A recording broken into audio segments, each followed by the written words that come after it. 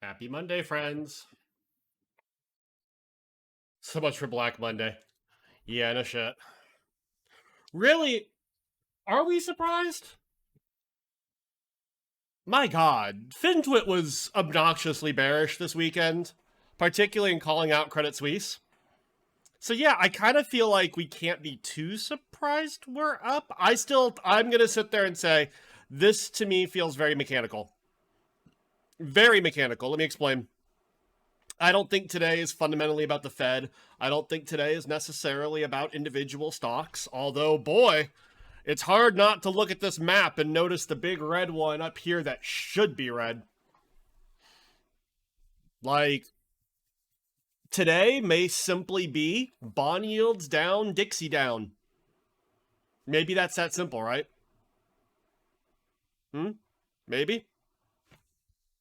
The stock I want to keep an eye on all day today, just to see the reaction, is Credit Suisse.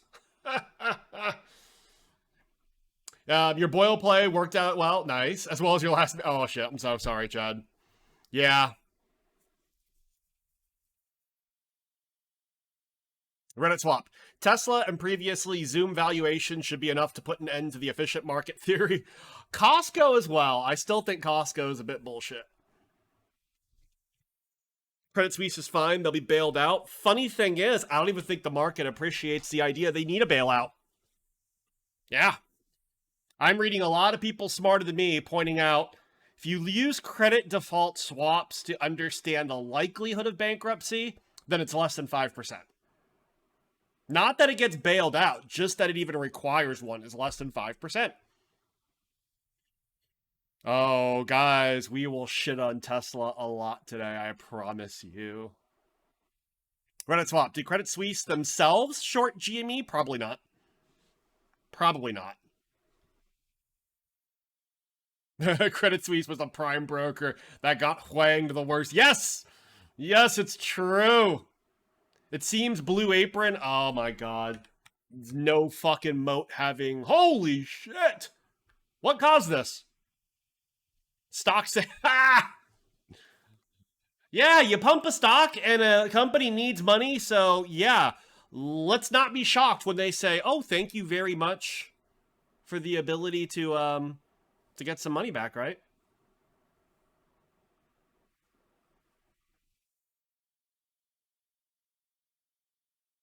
Why doesn't Credit Suisse just buy puts on their own stock to avoid bankruptcy? Yeah. Hey, Thig, how you doing?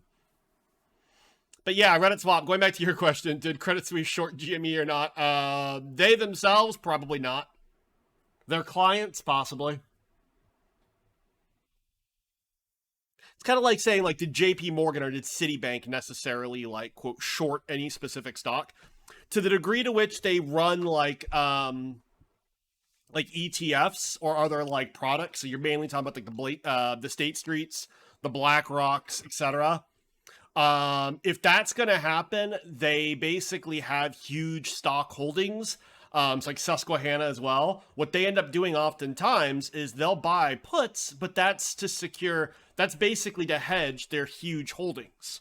Because remember, a company like Credit Suisse, theoretically, on the trading side, they're usually not trying to make money one direction or the other. They would prefer to be like, quote, hedged. They want to make money on transactions. Now, keep in mind, a group like Credit Suisse may have their own trading desk versus like where they're doing like prime brokerage services.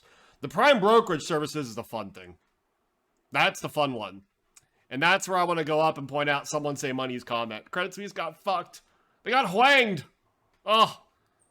The best part about it was, and I forget if it was Credit Suisse or Nomura specifically. I think it was actually Credit Suisse. They basically got like dumped on by both Morgan Stanley and Goldman Sachs, and then Goldman Sachs had the balls to then downgrade Credit Suisse, citing their risk management practices, which is fucking brilliant. Debit Suisse, I love it. Yeah, but man, Blue Apron, red bags, savage. I understand there's a potential like squeeze, which by the way, squeezes die whenever a company issues shares. See AMC. Um, that being the case, this company has no moat. This should not be a company. Ah, yeah, I finally made money on Tesla, guys. Going short, I finally made money. I finally made money on Tesla. Yep, I bought puts on Friday, and it worked out. Didn't Huang cause the huge discovery? Yes, yes. I guess discovery was one of their big pieces. If anything, HelloFresh is marketing on Twitch like crazy. Interesting.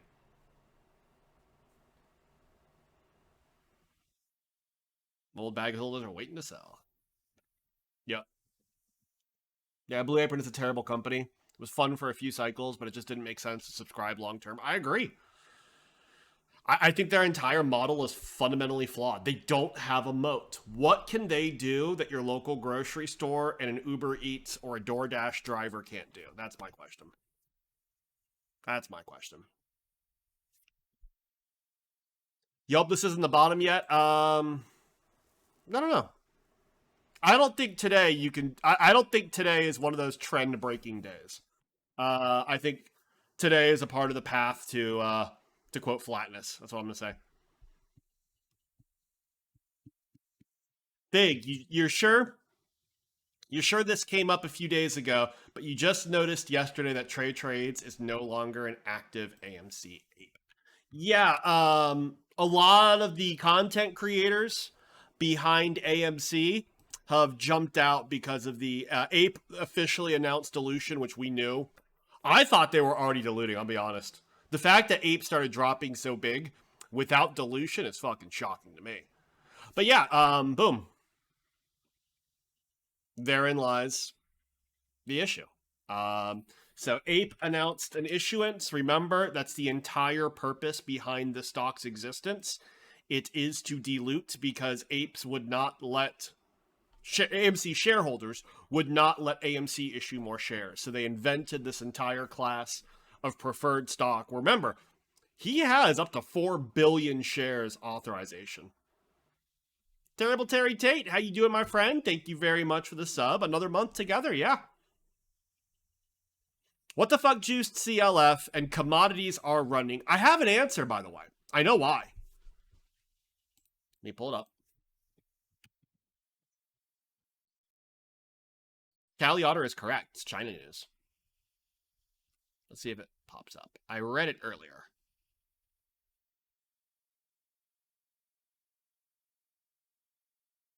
Was it this account that posted it this morning? There's a whole host of observations people have made. Do I have a cold? No, I don't think so.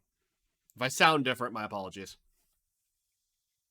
Yeah, let's see. There was something pointing out China has dramatically increased its imports of iron ore. Steel production in China apparently is up, which, believe it or not, is going to cause U.S. steel production to go up. I guess Chinese oil demand is expected to rebound. Basically, China's kind of coming back fast.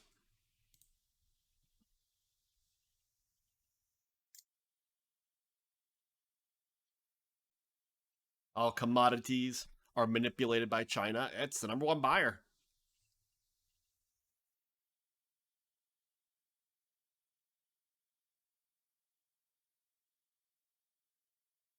By the way, you got to love the fact for the next week, mainland stock and commodities future markets are closed.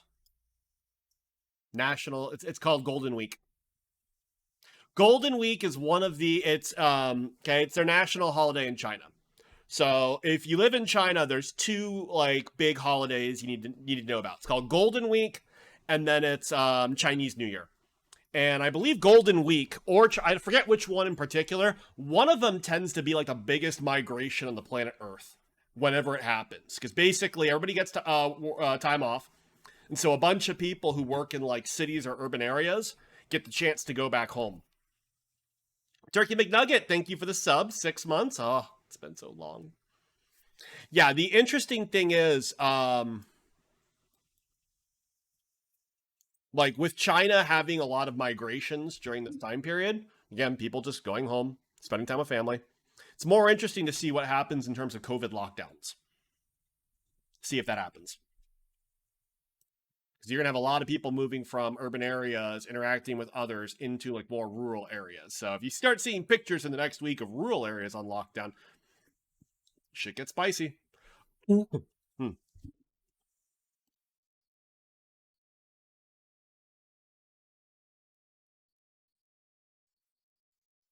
Oh, Andy Constant shitting on Sam. Oh no.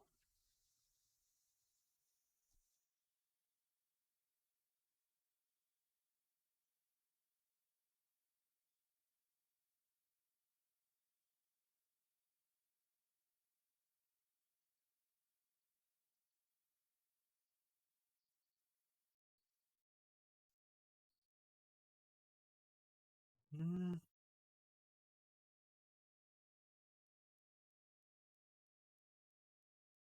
God, Kim Kardashian's getting charged by the SEC. Actually, I think she's already paid a $1 million fine in a settlement. Wow.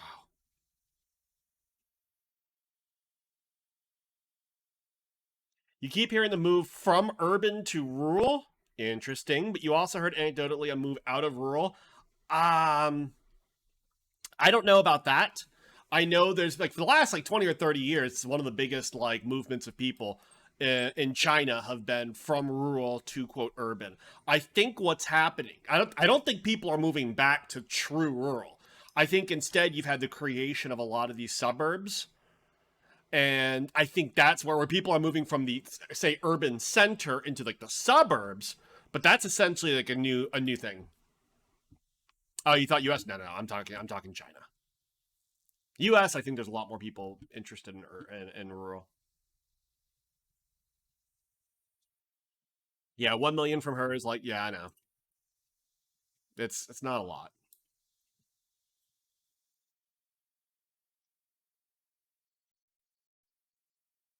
Is Tesla oversold? I don't know if the news should necessarily like I don't know if this is a fair reaction to the news. But that being said, I don't think Tesla should be this expensive. I think their valuation is problematic. I will always maintain Tesla should not have a higher valuation, or rather a higher a higher multiple basically than Nvidia. All right. Put bluntly, one company's buying back stock, the other's not. Right there.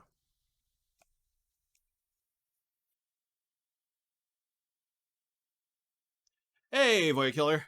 You feel like all reactions to news are never fair? I don't disagree with that. People tend to overshoot in either direction. We either oversell or we overbuy, right?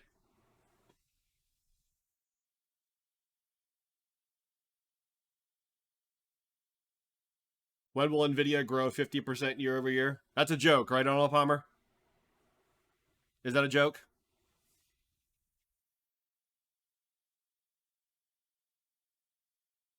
Because just last year they grew 50% year over year. I'm not talking about valuation, I'm talking about your revenue. Did I react to Elon's tweet? No, I don't have a viewpoint on it yet. You got to give Tesla the crazy person CEO multiple. Yeah. Nvidia EPS is down. That's his most recent quarter, which we know it's a cyclical downturn. Yeah, which makes sense. And I'll still sit there and say, on valuation standpoint, yeah, Nvidia should have a higher valuation than Tesla.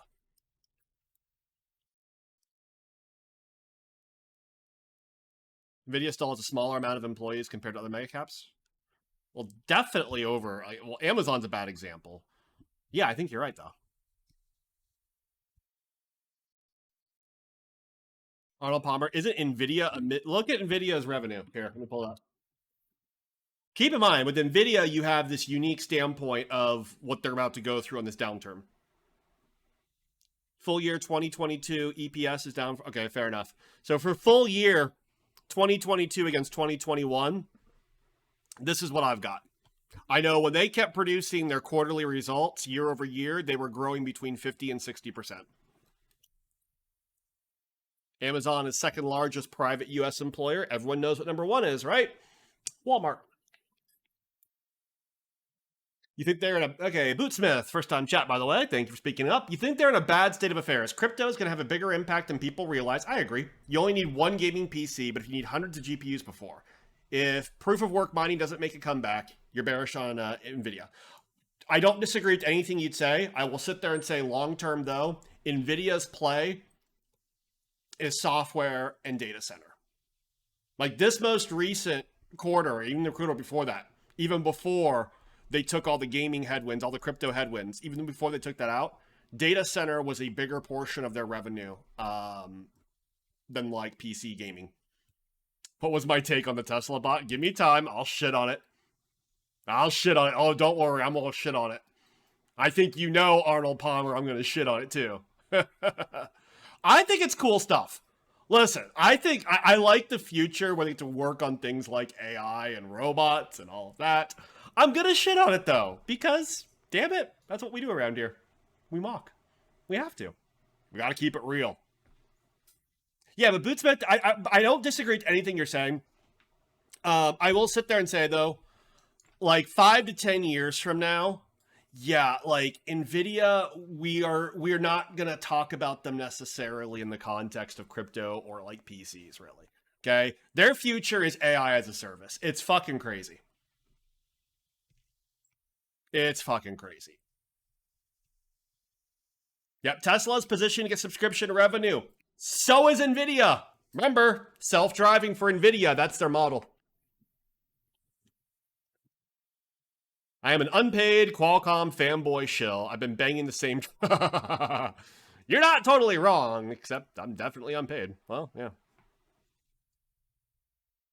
No, Bootsmith, you're not wrong. Hold on. You see, you're not really well researched on it, more or less, talking about your backside.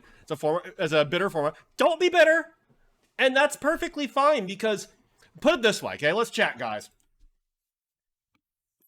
NVIDIA's future was secured by first gamers and then crypto mining. It really was. You guys basically funded the research and the need, because you guys have heard me talk about this a lot. Back to like the kind of creation and adoption of the internet. That's how fucking old I am. Yes, it's true.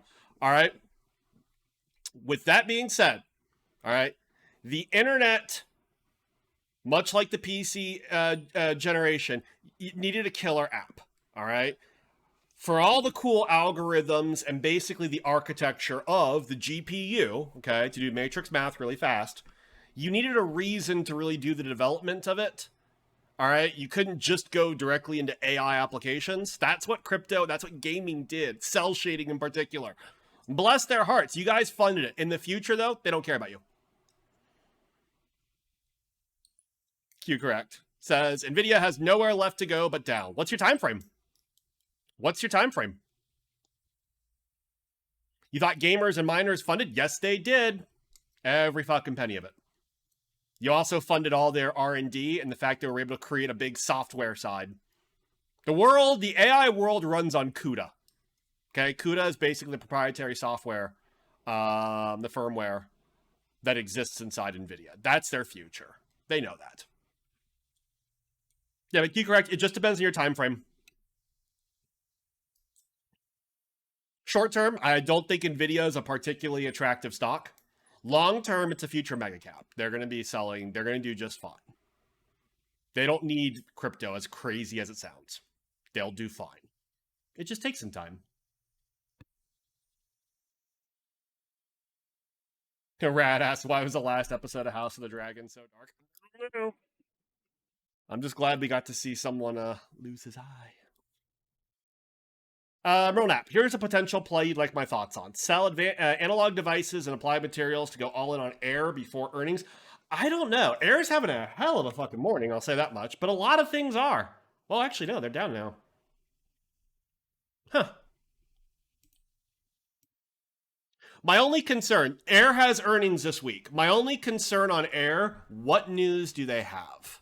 All right, they've basically been releasing any new clients they've had or any new customers in real time. That being said, oh my God, this is already down from like 17 and a half, what, 2-3 weeks ago?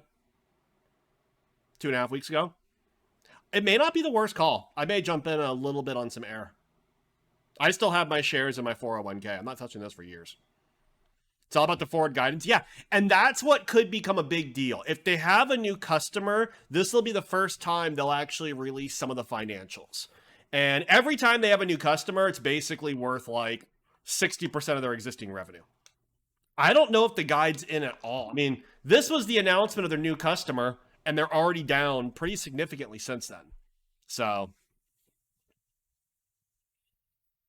remember, for a stock that looks like a shitco or a squeeze, okay, especially when you like go really far out.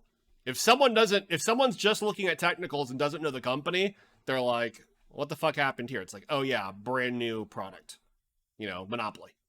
That being said, forward PE right now is, if you believe in this kind of shit, it's under 14, and they haven't revised financial model yet, which means the PE goes down. So yeah, it could be the case. I don't think it's the worst play. I'm just cautious. This trade's a bit like a meme. It's a little bit of a concern. First of all, very brave to have held on to Applied Materials over Micron's earnings, because we all knew CapEx is getting cut. And yet, look at the response. It's hard not to wonder, like, what's it going to take for Applied Materials to drop? You know, it's a dead body. It's already... Forward PE's 11. This isn't 20 years ago when semi-caps used to trade at this type of PE. You know? A lot of the spaces this company competes in, there's like 2 other alternatives. And they're sold out for the next year. So yeah, it's an interesting play. All of the narratives behind it, though, are terrible. Semi-caps look shitty. Straight Perfection news out of China reopening. Apparently, China's also been importing a lot of iron ore, and steel production's up. So there's like a few different reports circulating right now about Chinese demand.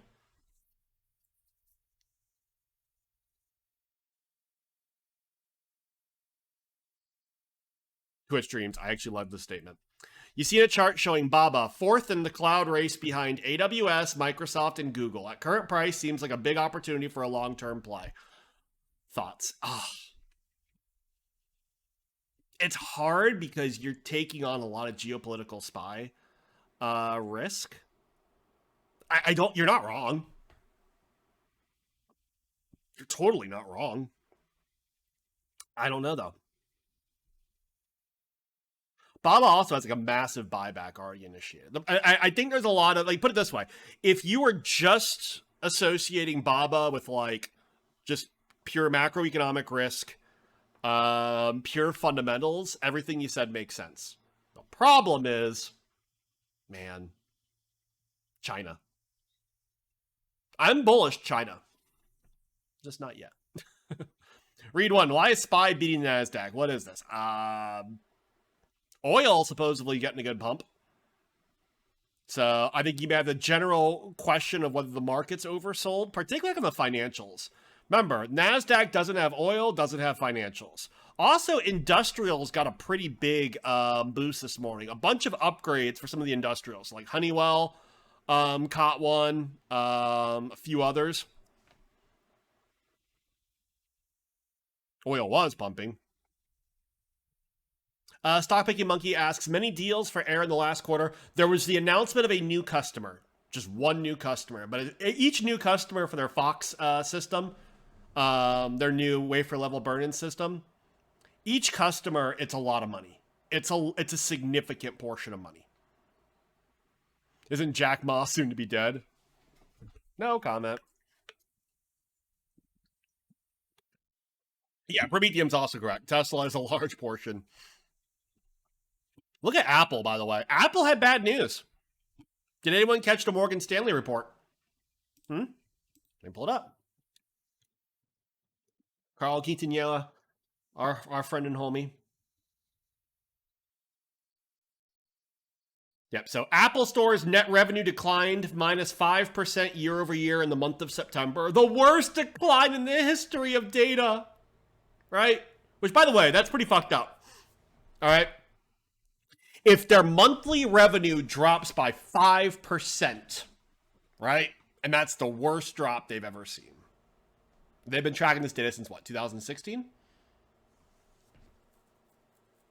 Yeah.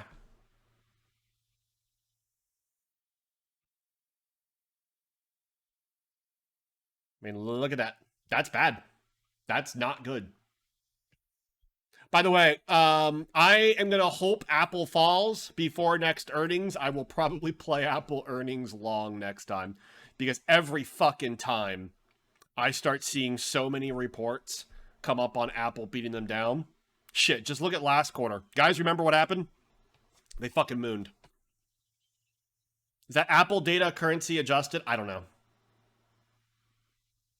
Thoughts on HPE? I will not play them. They pissed me off. They had every reason to do well last quarter, and they fucking failed badly. The problem I have with HPE is I think they're getting their cheeks clapped by like what's their name? Oh fuck. Supermicro. I even think Dell's been fucking them up. Like I don't think this is the best in their sector. And if you're a big believer in the notion of differentiation, these guys may be losers.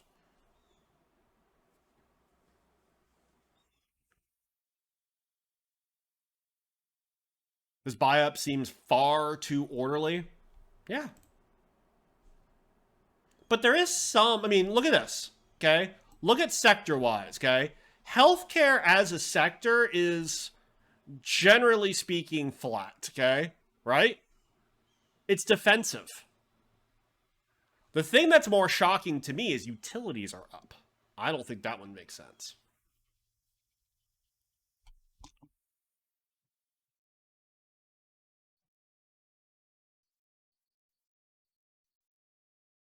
Sagano, shut up. We'll talk about that in a second. That's funny. Sagano says, but Jay, the margins. TSMC is getting pricier. Apple barely makes any money. I know. Someone say money. Do I think the upcoming earnings will be a catalyst? The summer rally was sparked by Microsoft earnings. Microsoft and Apple, remember, they spoke the same day. Inflation peak hopes due to energy being down. This next earnings, not sure if it will spark. I am hopeful we get just like we saw last year for Q3 earnings. I don't want the market to move on earnings. I want sectors and companies to move on earnings in both directions. All right? I would love to see companies rise and fall on their own execution. That would be my goal. Straight perfection. Utilities companies making money repairing Florida hurricane damage. Bold thought. That actually, I wonder. Would they be making? I mean, I know utilities essentially, if they have to replace shit, they charge more. That's how it works. Snap better not fuck you up again. Ugh, dead fucking bodies everywhere.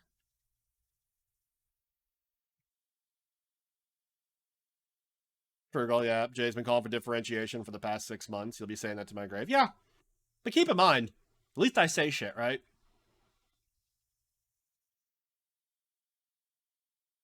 Garfa. See Goldman upgrade.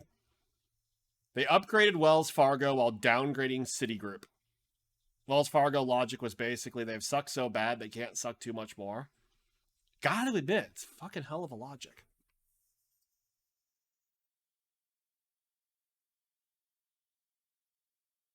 Yep, the cap removal could bump it. Yep. Wells Fargo had an inability.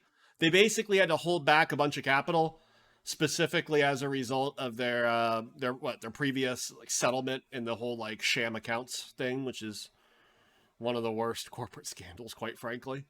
I'm sorry, a bank opening up like credit card accounts for people without their knowledge. How the fuck are they even allowed to operate? That one will never sit well with me. Yeah. They've sucked so bad they possibly can't suck anymore. I wonder if it's also about valuation. Let's see.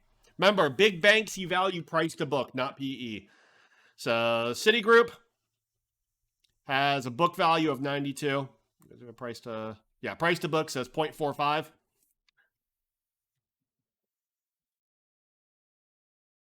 Wells Fargo's 0.97. Wow. It's actually twice as expensive.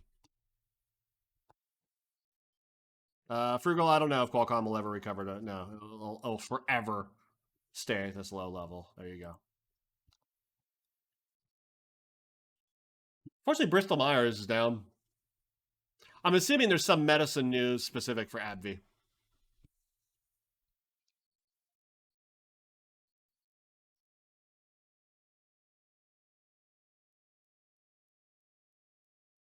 The city. Is there some news on Twitter looking like a juicy time to load up unless you're missing something? I think Parag, the CEO of Twitter, is going through deposition right now. It might be a good time to buy some. If you don't have a Twitter position, this is my largest my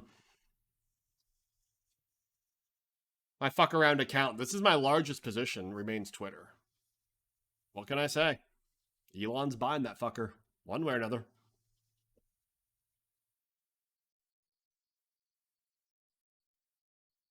Stock Picky Monkey, thoughts on Cohere? I don't trust him anymore. I do not trust him.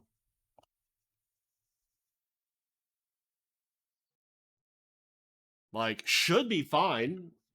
I mean, I don't know how cheap we need these companies to get from a PE standpoint. Like, they're making money.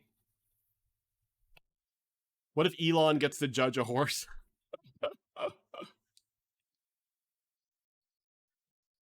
I don't think it's a bad merger. No, I think the merger is actually supposedly pretty good, but yeah, it's just it's a semi cap.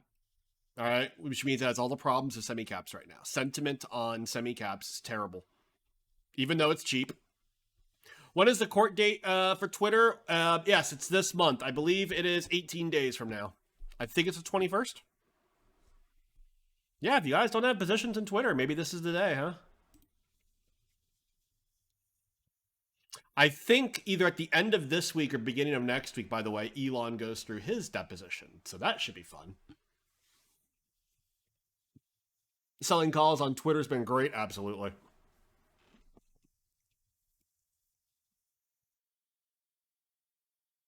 The IV is so damn high. Yeah, it is. I didn't think getting people now. Every time, put it this way, every time they go into court, they have a big day of oral arguments. Twitter comes out up.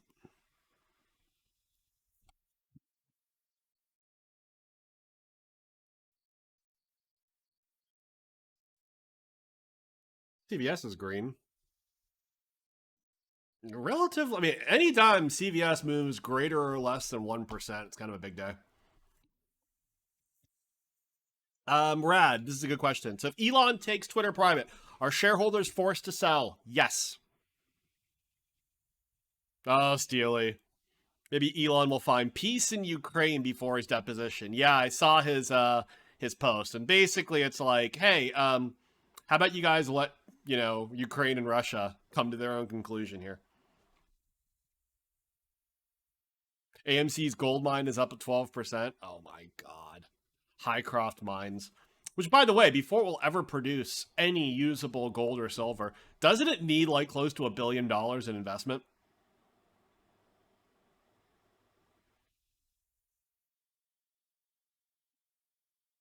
JB Ghost, I saw the texts. I didn't see the specific take from Atlantic, but I saw a lot of it yeah.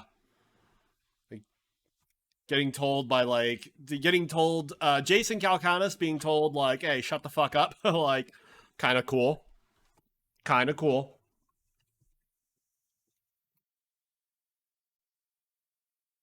It has a high capex, but their plan might be a buyout. Does it make sense? Who's buying them out, right? Is it that good of a mine? You're my commodity guy. You tell me, Rad. Garfo, EWZ, Shrek. Yeah, Brazil, right? Brazil having a hell of a fucking day. My understanding is we're in a runoff between Lula and Bolsonaro, which I also thought I saw a lot of people from Brazil panicking at how well Bolsonaro did. Any thoughts on Fubo? I have none. My apologies, read one. I don't know shit about them. I am dumb. It's not the worst mine. 3.16 Rodingen. Not good, not terrible.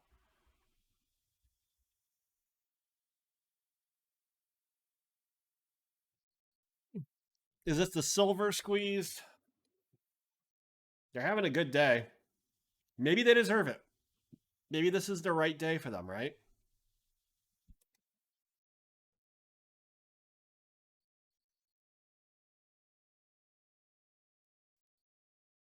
Yeah, fuck Bolsonaro, though. You want the socialist one? Yeah.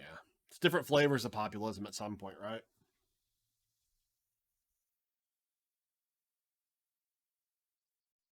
Ah, Garfo, love it. EWZ. So Brazil news is more that conservatives won many more Senate and governor seats than expected. If Lula wins, he will need to become more to the middle. Got it.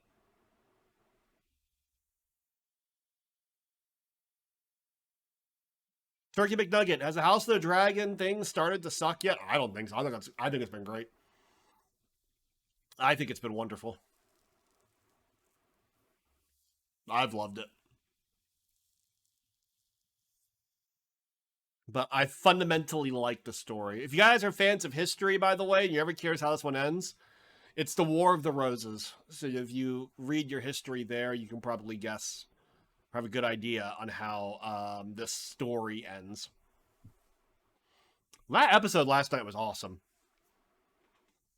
I know people kept saying it's too dark, it's too dark, it's too dark. I could see shit. It happened in the evening time. Sorry.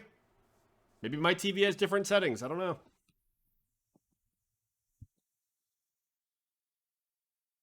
But yeah, I think it's been wonderful. Hey, wrong Mexico. 1 fucking year of bussy gapping. Hey, hey, it's been a pleasure. Thank you very much, my friend. The darkness was only one of the problems. Yeah. I got the Nvidia TV. No, that's not true.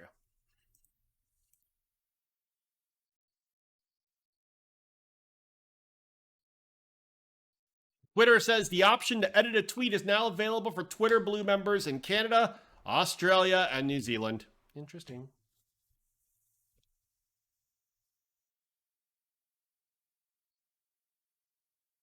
Yep. So Pfizer apparently acquired Biohaven. Good for them.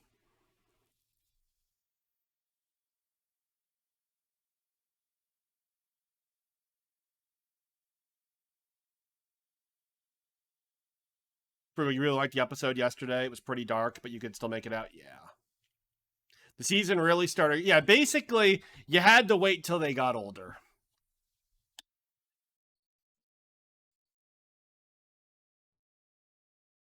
JB Ghost. Anyone else think House of the Dragon is actually kind of beautifully written in a not cheesy Tolkien kind of way? I could see that. Straight Perfection. Has there been any nudity? Oh, my brother in Christ. Oh, they started off strong. They started off very strong. Go watch the first episode. All right. There was some pretty graphic fucking. One of the episodes was basically porn. But yeah, there's been a lot of nudity.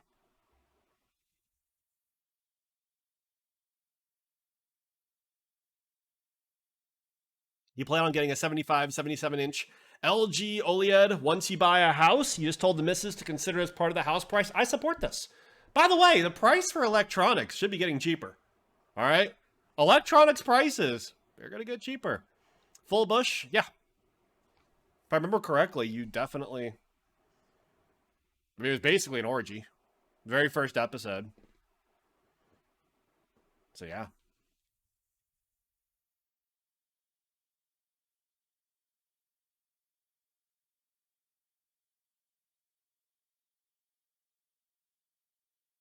I don't think you saw a dong. Speaking of OLEDs, thoughts on OLED? I don't even know what that is. Universal display. Ugh. Ugh. Where they based out of? No. I'm not gonna play against it because Jesus, like, it's cheaper than it was the height of COVID. I don't know. I'd have to learn a lot more about this one. I would have to learn a lot more, but I'm inclined to say no.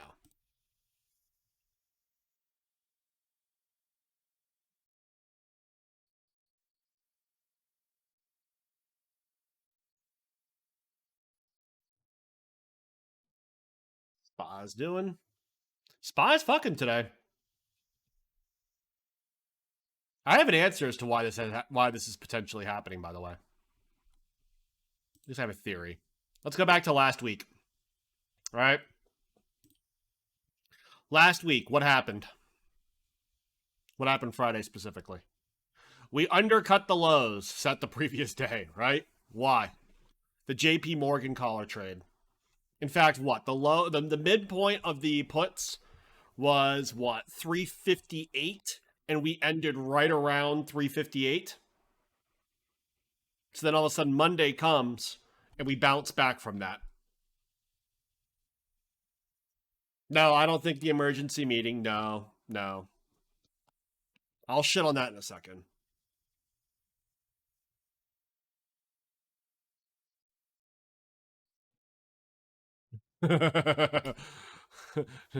No comment on that one, Turkey McNugget.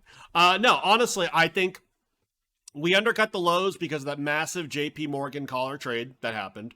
The fact that we ended right at one of the strikes is quite telling. And then today, all of a sudden, we kind of just pump off that. You don't have that trade pulling us down. By the way, we could totally undo this tomorrow. That's fine.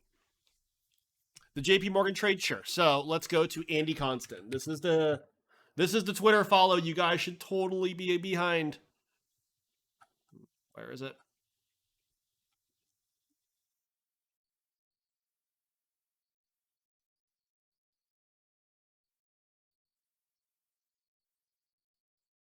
Come back to this.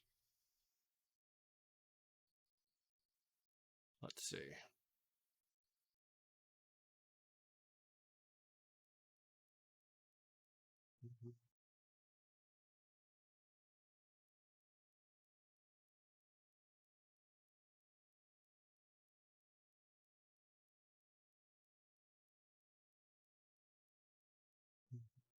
Thought he pointed out where it closed as well.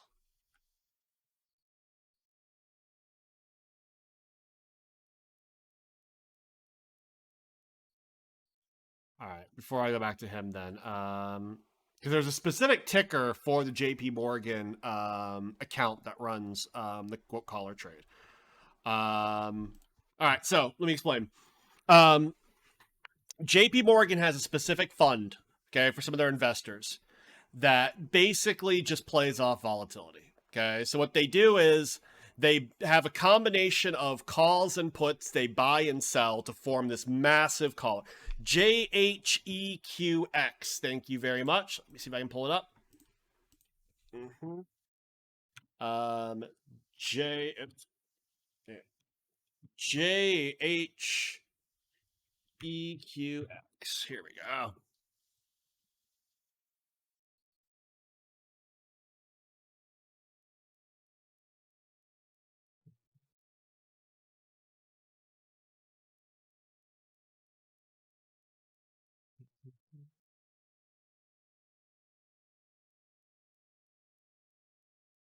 Yep. So JP Morgan. That was a collar trade for the fourth quarter. So 44,500 December quarter. They sold the 38.35 calls. They bought the 33.9 and 28.6 puts. Then they had zero DTE leg apparently on September quarter, the 34.50. Yeah, basically they buy and sell a series of calls and puts. It creates a lot of pressure in terms of like pinning the stock price or at least the index price. It's also like a group of investors get basically trade off volatility. It's the best way to describe it. It's not the easiest thing to understand. All right. So as a result, the expectation was on Friday at some point when JP Morgan, because Friday was the end of a quarter. And this is a position they always hold. So at the end of the quarter, they have to sell out of it and buy their new position. And when they do that, it basically, because it's a massive, massive amount. Garfo, the interesting thing is everyone does know it, and a lot of people trade it as well. So JP Morgan has to be kind of cautious about that.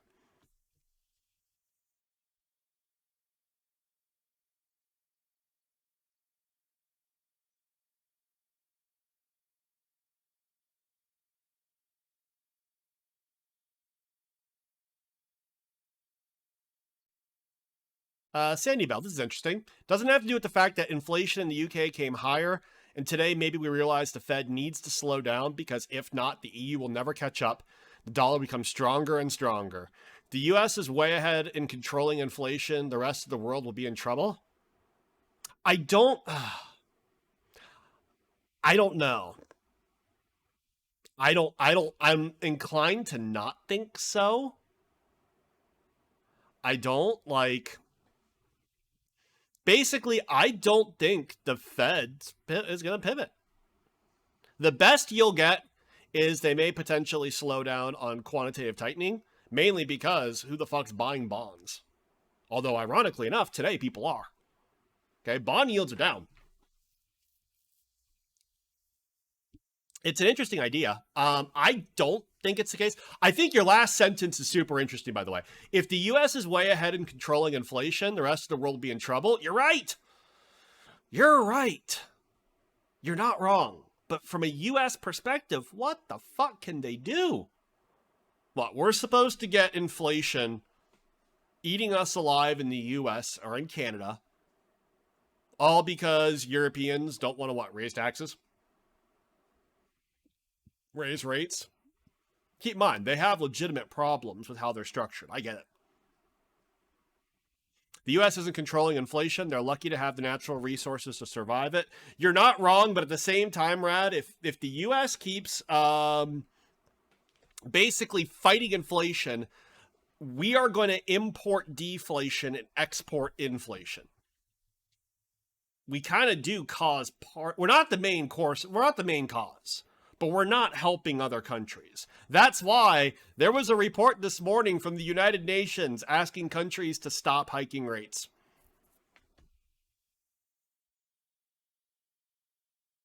JB Ghost. Saw a funny quote from the Swedish Prime Minister about 15 years ago. What is issue with Russian gas pipes for? His answer, it's Russian and it's gas. Hey, Bobby Cheese, how you doing? Yeah, HP Wild is correct. Don't forget the wicked jobless rate we will get. Yep, Rad, you're just saying it's less the U.S. is something good and more than lucky geography. I agree with that. I agree with that. Yeah, Prometheum points out bonds, and all Tea Leaves points out bonds, and you guys are not wrong. You're not crazy. I'm not mocking you on this one. Here's the funny thing. Prometheum, all Tea Leaves, you guys will appreciate this. Months ago, we were like, man, when we start tightening, we start going quantitative tightening, if you don't have foreign governments buying bonds, who the fuck's going to buy a bond? Imagine this. The answer may end up becoming retail. The 60-40 portfolio may end up returning. How fucked is that, right?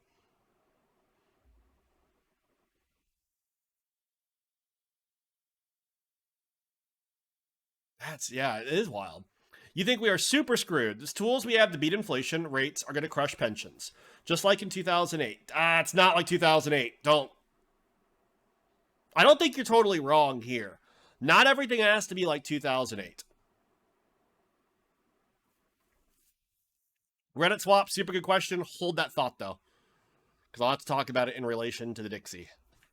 I think yields are essentially right now a function of the dollar.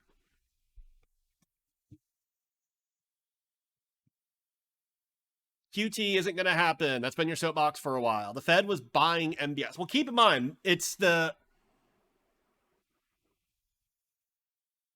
they are still rolling off their balance sheet. Andy Constant's done several posts about this topic because people keep looking at individual auctions and they're like, see, the Fed bought. There's a combination of buying. They're not selling. They're letting shit roll off. They're not buying back as much as they should. So they are going through quantitative tightening. They're not selling, though, which is what we all thought they were going to do a few months ago. You understand why people would buy bonds for a 4% annual return? That is almost zero because no one believes inflation lasts this time next year. They can't roll off much of the balance sheet, or the balance sheet gets overly screwed. Yeah, overskewed to MBS. Yeah, you're right. That's where it gets wild. Credit Suisse thinks it's 2008. It's not. By the way, that's not even like... You need to look for inversion. Let me show you. I don't have to talk about this one, but...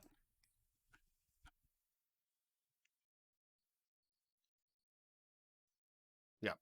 Can those saying Credit Suisse is going bankrupt imminently and are using 5-year credit default swaps move as evidence? Explain why the credit structure is steepening. Let me explain what this means. If people thought Credit Suisse was going bankrupt, you would not see the line like this. You would see the line like this. It'd be inverted. All right? Meaning, you would have to pay a lot more for the short-term risk than the long-term risk, i.e., you think it's going out of business sooner than later.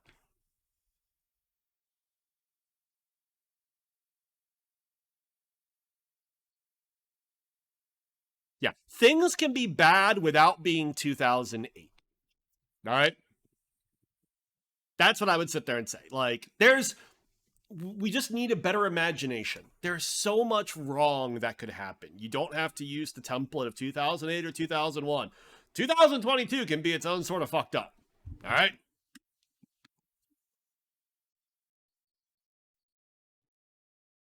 Yeah. Credit Suisse. Credit Suisse is a shitco masquerading as a bank. Credit Suisse is, yeah. Would you want to take a job at Credit Suisse right now? Honestly, yeah. I'll tell you why. It's a fucking European bank. They're just gonna bail it out. What they fucking do. It's a shitco, though. It's a shitco. I'm pissed off I didn't hold my Credit Suisse puts. I had puts I got months ago. And I got short-term puts. Because I was sitting there going, well, Europe looks like shit.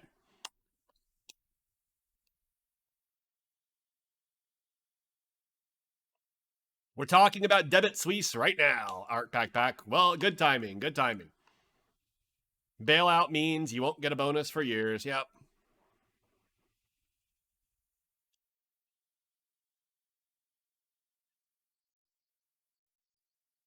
Honestly, job hopping in the next 12 months feels like a hard sell unless you are utterly supreme on job security. Hold that thought. Actually, don't. I'll fucking say it now. I think the bigger issue with job swapping is the relocation aspect. I think you're going to find a lot of people trapped in their houses. Anybody who refinanced their housing purchases in the last 2 years has a low interest rate, a low mortgage rate. All right. What are they going to do? Sell their house they may have refinanced at, like, say, 3% to go move into a house for 6.5% to 7%? Fuck off. That's a bigger issue in terms of job hopping. Of job hopping. It's you're trapped in your house. And this has happened in the past, by the way. You don't throw stones. You're closer to a shitco than you like to admit. It's okay. Remember, some of the greatest educational lessons professionally I ever had was working at Sears Holdings. They carry dingo. They can't carry the loan now.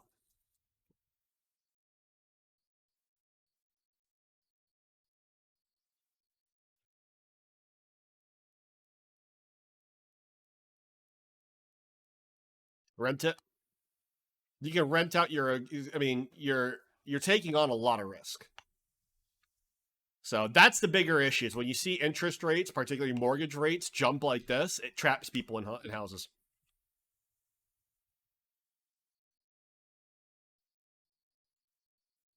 All Tea Leaves says, in your opinion, you think 2023 is going to be a painful economic year as the Fed does what it said it would do and push us down to 2% as fast as possible, with unemployment expected to go up.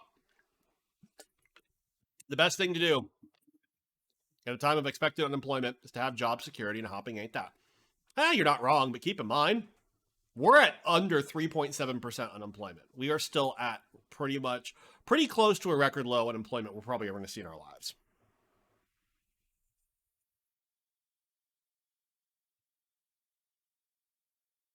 Red the Reptile. Renting is why you think housing will have a big crash. Tic Tac kids trying to buy 5 houses to rent. I know. You guys know I'm cheering on a housing crash. I know a lot of you have houses. Fuck it. I'm sorry. I hope you all do well. But let's not pretend like every other asset class has it corrected hard. and someone saying, well, I bet houses will go down, say 5 to 10%, you're fucking high. SPY's been sending it. It's been trying. I'm kind of pleased. By the way, if someone was asking what I did this morning, I sold my Tesla puts I bought on Friday for like 70%. First time I've ever made money on Tesla puts. And then I bought and already sold Amazon calls. Yep. Probably sold too early. I don't give a shit. I made 35%.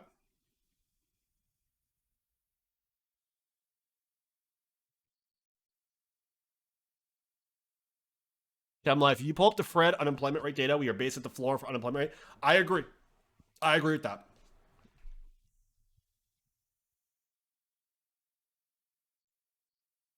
Yep, Brad, I love that. The sentence, I can't wait for houses to go down 10% so I can buy one, is exactly why houses aren't going down. That is demand.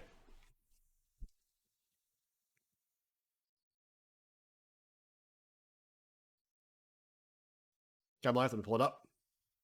I always love this shit. Unemployment rate. Look at it. Look at us.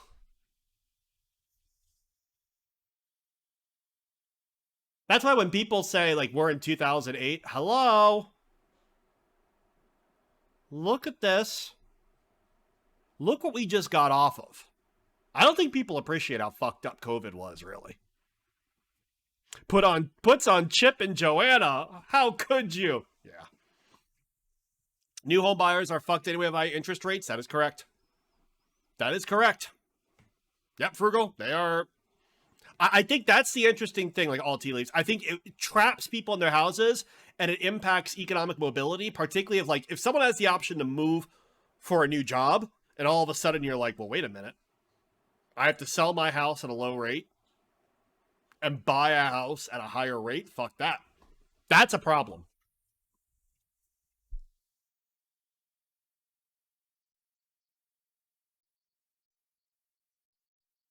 You have an interview with Lamb Research. Congratulations. Hey, sir, what's your field specifically?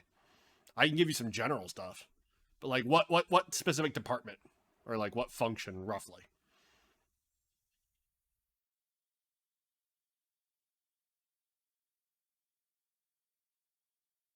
Yep, 55th X. Yep, you are correct. Unless you buy a house for cash, yeah. Mechanical engineer going into the technician. Congratulations. I mean, here's the general things I would sit there and say about any kind of like corporate interview. Let's chat. All right. The point behind an interview, this will shock some of you. The point behind an interview is not to answer every question an interviewer is ever going to have about you. All right. It's to establish a dialogue, establish, if you will, a relationship so that the other side is comfortable to reach out if they have the questions. Right? Hmm? Hmm. So what I would sit there and say is if you have an interview, do some research, obviously, on the company in the field. And for Lamb Research, it's easy. Basically, you're talking about a sector. What's going to drive Lamb Research forward in the future is the fact that writing small details in silicon is harder and harder and harder. You are fighting against chemistry. You're fighting against the laws of physics. All right. You are fighting quantum effects. That's how small the details are. That's what Lamb Research does. Okay. It's a gigantic, really cool, innovative company. They play in memory, a lot more memory, which is kind of boring, but it's still really, really cool science. What I would sit there and say in terms of advice is to kind of research the company. And for them, it's like, all right, that capital intensity. And then basically what you really want to kind of do is kind of establish that beginning of a relationship. So, like, obviously, you have to ask some good questions. Do not ask about work-life balance. That question never goes well. Yeah, frugal is correct. The interview is only so your boss knows you aren't some weird fuck. This is true. I've dealt with those people before. Okay, my autistic ass has felt sorry for other autistic people where I almost want to like pull them aside and be like, dude, turn it down. Okay. But yeah, obviously have some questions. Never ask about work-life balance. It's a stupid fucking question. All right. A company like Lam Research, I assume, would have good work-life balance anyway. So no, you want to be able to ask a good question or two. Kind of very specific about what it is you're doing. Yeah. Yep, rather reptile is correct. Remember, if you get an interview, it means they like you on paper. Now you just need to show that you like they like you in person. 100% agree with that. And really, it's no one should come out of an interview where the interviewer is like, "You've answered every single one of my questions." Like, no, but you want to be a friendly enough person, or at least come across as such, so that if they have questions, they feel like they could reach out. They may not. They may like you already. Yep, asking about work-life balance is, I don't want to work more than when it's needed. Correct. That's how I viewed it. I know. I'm an asshole. But yeah, congratulations on that. The one thing I think that's always fair to ask is, what does development look like for a company? So you have a background in mechanical engineering. You're going to go into a technician. Is it a technician program? You know, what do they like? Basically, when they hire technicians, all right, where do they see you progressing to? Doesn't mean they have to have like a direct pipeline to like, CEO or VP, but like, do technicians ever like work on like product development, for example, things like that.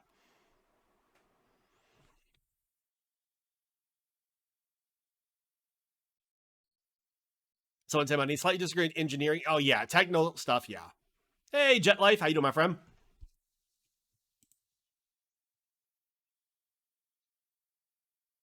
Some mega cap and cutting edge startups have hard technical questions. Not all companies work like this, but a lot of companies nowadays, they do like a technical assessment before you ever get to the face to face side. Technical case interviews are there, so employers, yeah.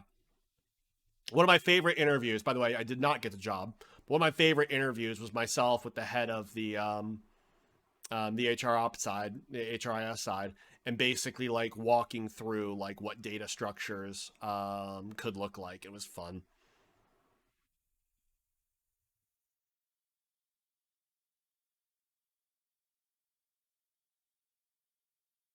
Oh, all tea leaves, 100% with you. You personally prefer case questions. Technical questions can often require knowing some nebulous solution if the technical questions aren't screened properly. I'll go one step further. I had a boss who insisted that when they want to interview or when they wanted to hire junior analysts for an analytics team, they're like, "I want to know if the person knows how to do array formulas in Excel." And I'm like, "Why?"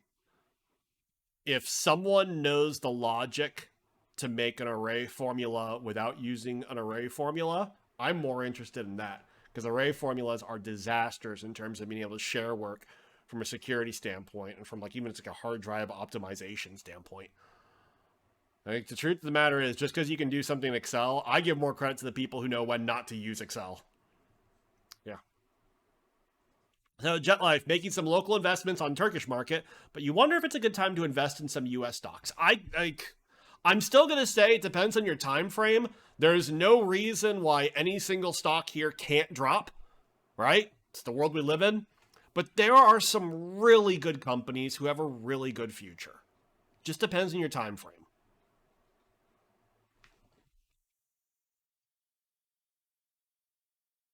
The city says every phone screen you've had with a large semi company involved at least one technical question. Typically very engineering 101, but not something you can fuck up. Sounds about right.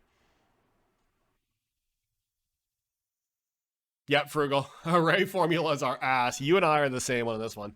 It's not optimized and slows down files considerably. Yep, plus they're shared disaster. Oh, are you one of those index match people instead of VLOOKUP people? I use both.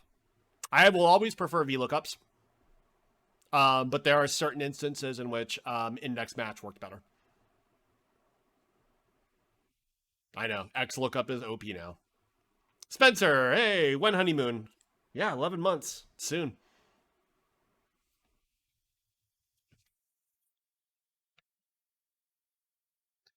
You can hold on 6 to 12 months, but curious about dividend stocks? Fair enough. Listen, I love Qualcomm. I love CVS. I still like UNH. These are very good companies. Microsoft, I think, is grotesquely underappreciated. Not pretty big on the dividend side. What do I think about Zim at this price point? Nope. Do not like them. Mainly, I'm going to go back to the Prometheum principle here, which is why buy X when you can buy Y? And in this case, Y for me really is like a basket of like CVS, Qualcomm, like even Microsoft, where they're relatively speaking cheap, and it's like they're secure, they're good companies. With Zim, you have a problem, which is if you see economic recession, I'm more comfortable. Enterprises will keep spending money on cloud services, and that will push Microsoft forward, than I am that companies won't go bankrupt and be unable to ship through Zim. To talk about Russia's nuke posturing right now? No. Did something new happen? Keep in mind, I still have GSL. I'm going to hold that for a while. I'm just going to collect dividends. GSL makes a lot of sense to me. Zim, not as much. Callie Otter, did I see this rumor about a Tesla Google partnership? Yes, I did.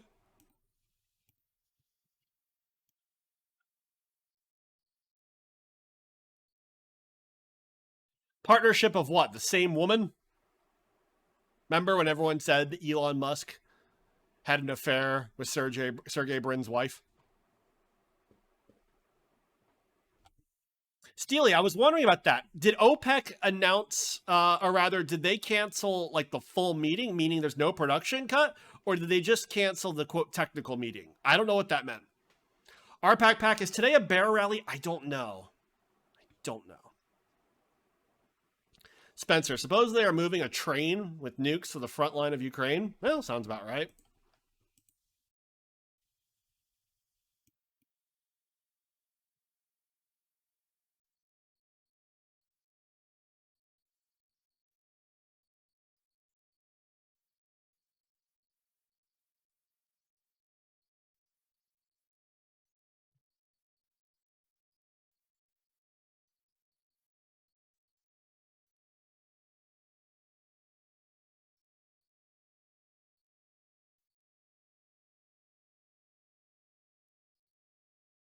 Just high Mars? Yeah, no shit.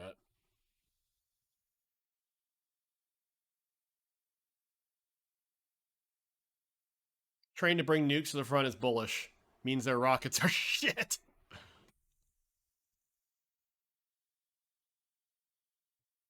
What is the Allied response to tactical nukes? There's been David Petraeus basically gave an interview this weekend where he said what he would expect to see happen is the U.S. warn ahead of time of a conventional response, and basically Russia would lose their Black Sea fleet. Like any Russian asset outside of their country would get fucking destroyed.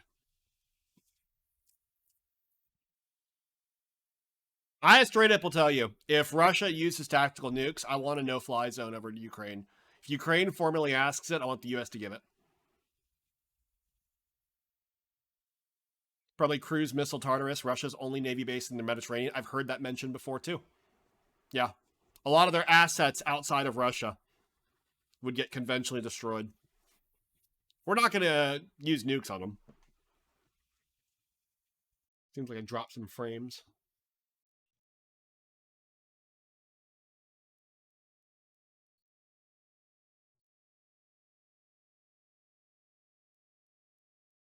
I know they have Sarmat. Yep. Yeah. Either way, I mean, supposedly over the weekend, Ukraine's been kind of kicking the shit out of Russia in both, what is it, Kherson? I think the K is silent, right? Kherson. Um, Apparently, Russia's not been having fun there. And also, apparently, like Luhansk, one of the areas, has been getting its shit pushed in.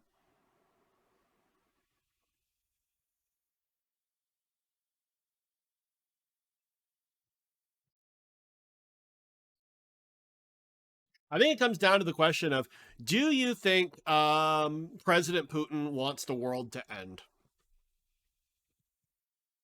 I saw Musk did a horrible take. Yeah. Ukraine-Russia peace. Redo the elections of the annexed regions under UN supervision. Crimea, formerly part of Russia. Water supply to Crimea assured. Ukraine remains neutral. Whatever Russia and Ukraine want to agree on, that's fine. Alternatively, keep killing Russians.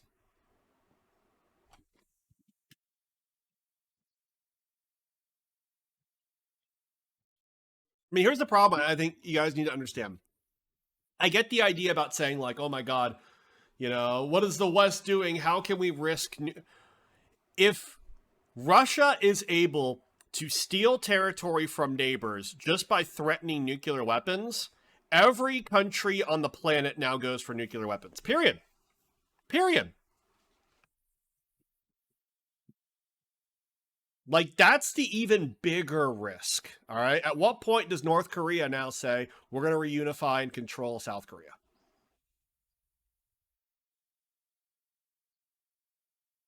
Like, that's why, to a certain degree, the world cannot back down from nuclear blackmail. All right? You can't.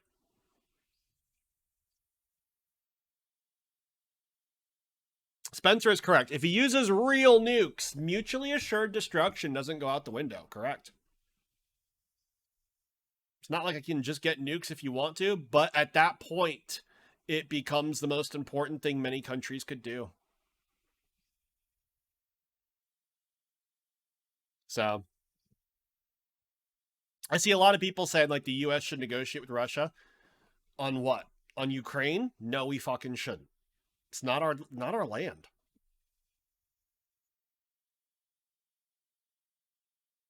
Jordy, the interesting question about nuclear weapons in North Korea, the biggest risk to the North Korean nuclear weapons program will always be China. China doesn't want them there. The day North Korea gets too uppity, China will invade them. Watch.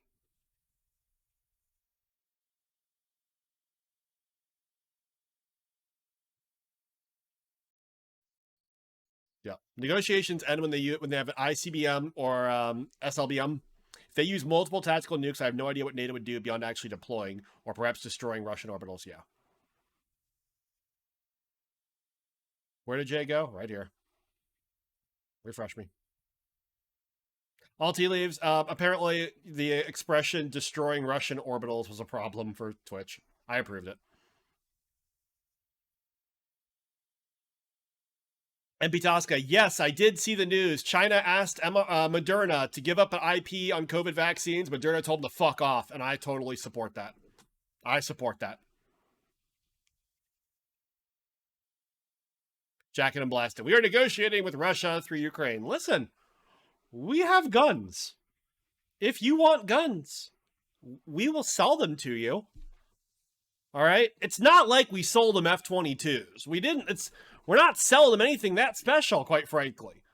In fact, Russia's lucky. We haven't sold them weapons that can, like the longest range artillery. We haven't even sold them because we're telling Ukraine, like, don't strike interior of Russia. But yeah. You want bombs? We have many bombs. Right? Come on, it's why the U.S. doesn't have health care. It's what we do well.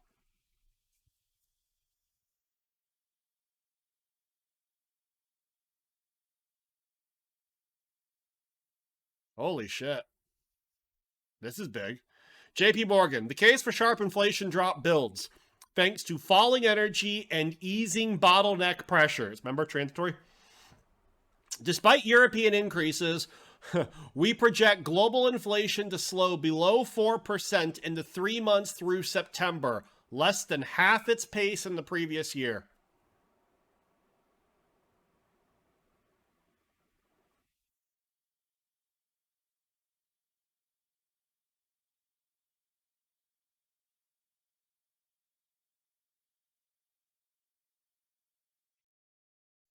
Yep, Jordy, I remember that. They bombed Belgrade. Yep. JP Morgan wants people to shift their bags too, but this is actually true.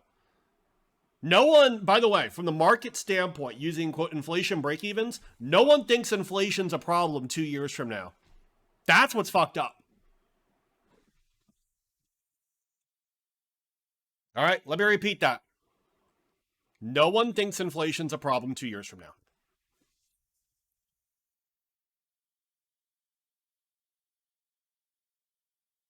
JB goes, do you sympathize with people having a harder time to pay bills, higher costs, etc.? But it kind of pisses you off when people not directly suffering from the UK invasion tirelessly complain about energy, etc. It sucks right now, but the West is getting a bargain on weakening Russia and having the stepping stone to progress the world from. I agree. What I think bugged the shit out of me the most is early on how many people would say, like, oh, the US is just doing this to sell energy to Europe. And I'm like, you motherfucker. We had that option over 10 years ago, but your daft ass said no. You wanted the cheapest possible. You went with Russia. You didn't build import terminals or gasification plants or pipelines to handle North American natural gas back when we gave you the option. We were going to spend money to do it too. Hey, Sick Chief, how you doing, my friend? First time chat. What do you mean people don't think inflation? So this is talking about what's called the 1-year USD inflation swap rate. Okay, so basically this is a financial instrument that exists in which people can bet on where they expect inflation to be exactly 1 year ahead of time. All right, and you'll notice the rates when people were buying it, they were assuming 6% inflation back in July. All of a sudden now in September, you're at 2.5%, and the number even goes down. At least they're projecting it out. All right, so this is a financial market where people are actually betting money on what inflation is going to be. Crazy.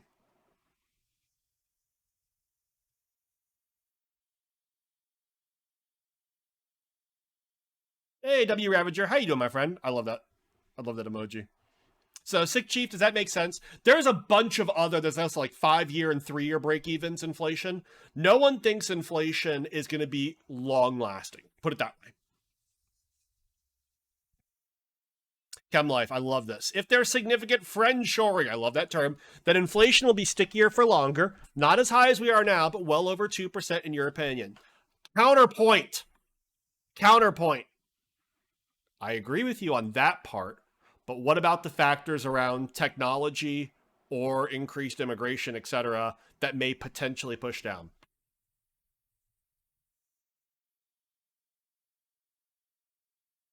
You aren't going to be seeing 2% until 2025. All tea leaves. I will take that bet, by the way. I think we get there. At least in the US. At least in the US, I think we get there. In fact, I'm a little more worried. Nobody? That hurts, Jay. Oh, I'm sorry. Yeah, all tea leaves, I would take that bet against you.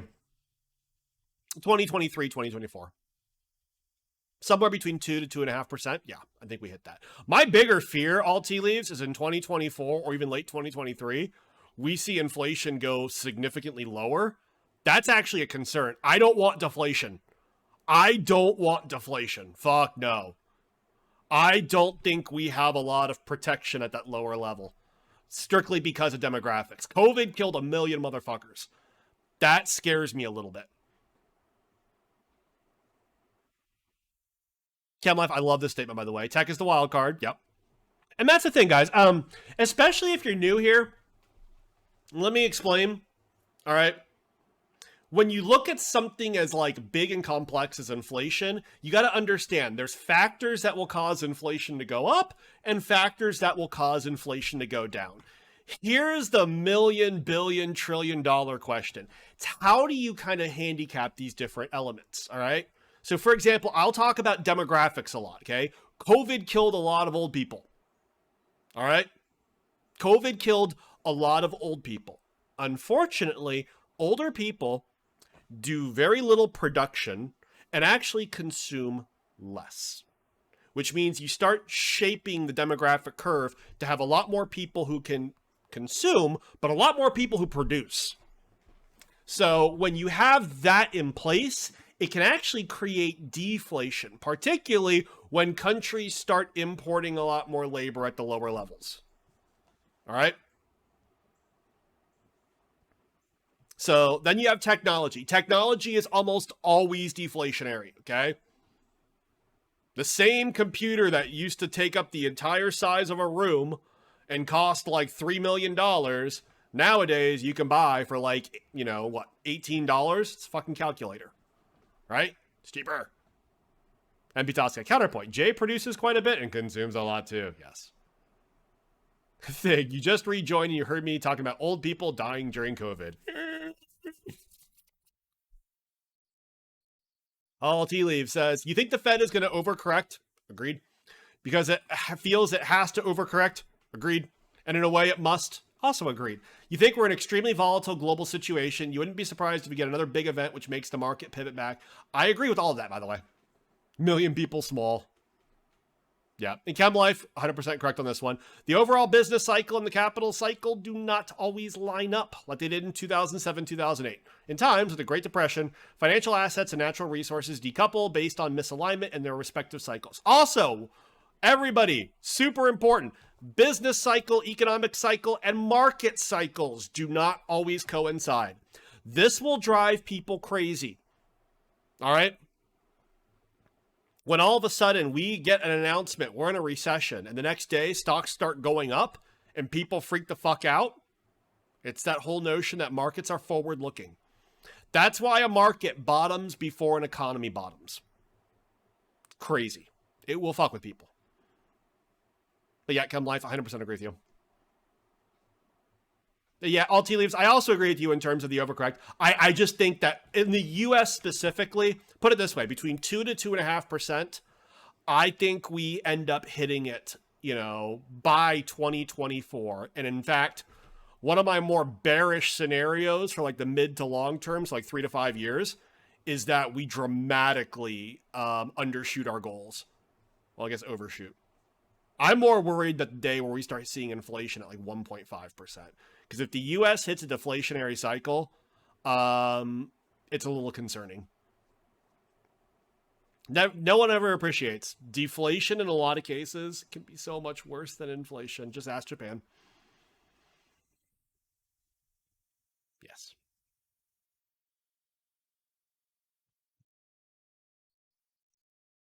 Look at this buy. Kind of chatting, guys. Let's see how Credit Suisse. Oh. Credit Suisse is higher than Tesla today. Yes, victory, right?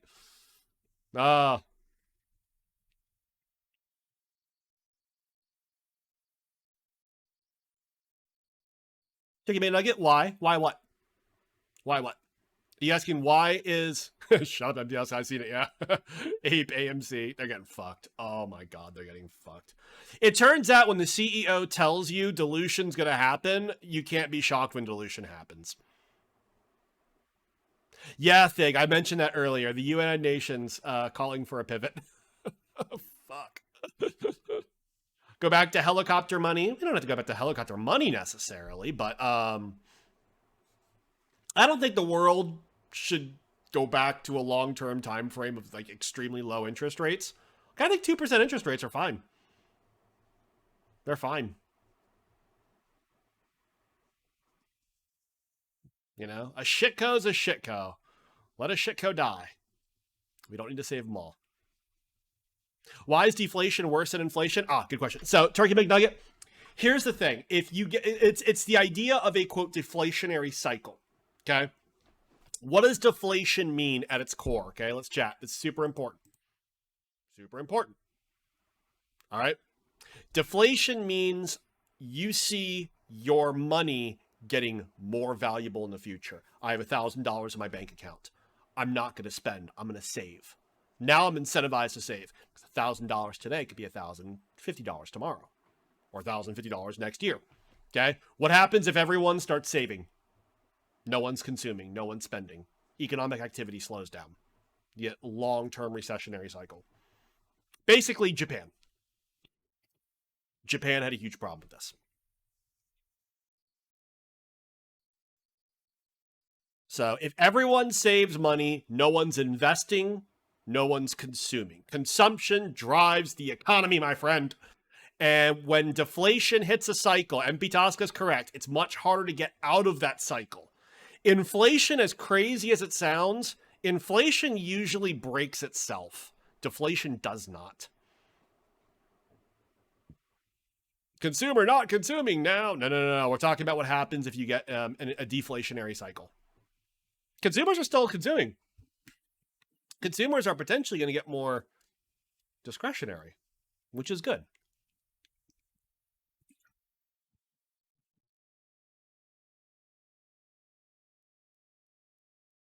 Come on, tech. Keep pumping. What's the point you think markets will react to the Twitter case outcome? Simply when the court shares its ruling? I still think there may be a settlement before him. I think Elon's in a shit scenario. Surely he's going to listen to one of his lawyers who's going to tell him. What do I make of Turkey's inflation? I don't have a good viewpoint on it, honestly. I don't understand the general Turkish economy enough. I never studied it. Without Googling, any guess how much lower Upstart is from its 52-week high? I'm going to say 80%. 80%. I have no clue what the number is. Let's see. It's at 20. Holy shit. Over 90. Over 90. 95. Oh. Down Lemur, I can only speak to the area where you live, but you certainly don't see consumers not consuming. Yeah.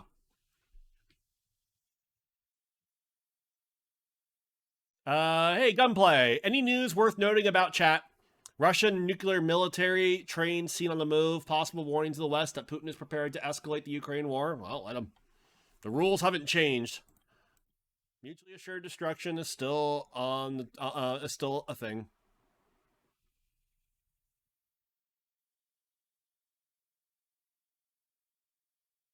You bet Rocket is doing horrible too? They should be.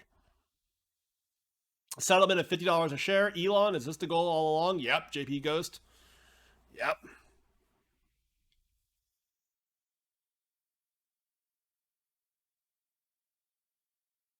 Gosu, how you doing, my friend? I love that emoji. Especially when it comes from you. Always makes me laugh. Why is Twitter down? I assume because their CEO is getting deposition today. If you don't have Twitter positions, you're welcome.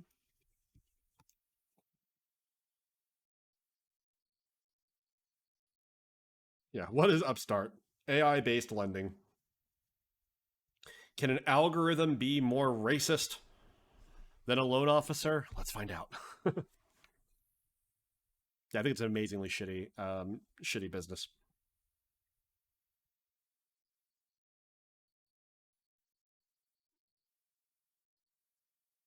NATO telling Putin they'd respond conventionally actually puts a dent in the MAD theory. As long as the response that they would use, a conventional response, is only applying to the use of a, quote, tactical nuclear weapon. Jacking and Blast in Ukraine is over. Putin has his slice. Is it over, though? Because my understanding is Ukraine is still going after those territories. If Putin actually uses a tactical nuclear weapon, I fully support all sorts of escalation from a NATO standpoint. Fuck them. At some point, you cannot allow nuclear blackmail. You can't. All right. Otherwise, why do we even have like United Nations? Why do we even have countries?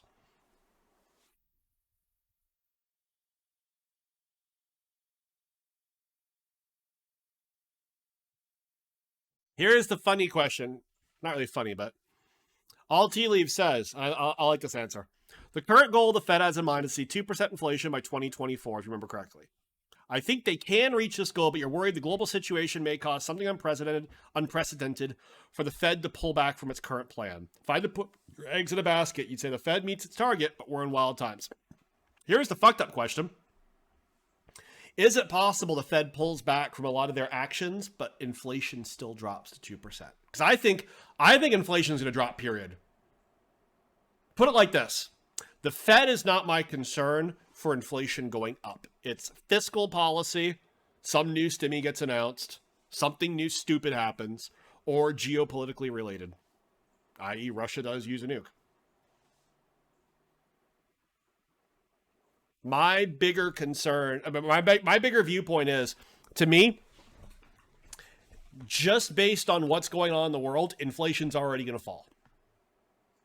If the Fed keeps cranking on their tools, they may speed it up.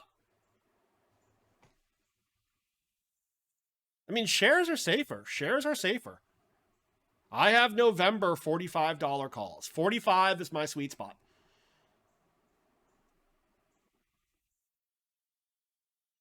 Steely Hand says the Fed could halt raising rates now and inflation would be 2 to 3% by the end of next year. I agree with that. I agree with that.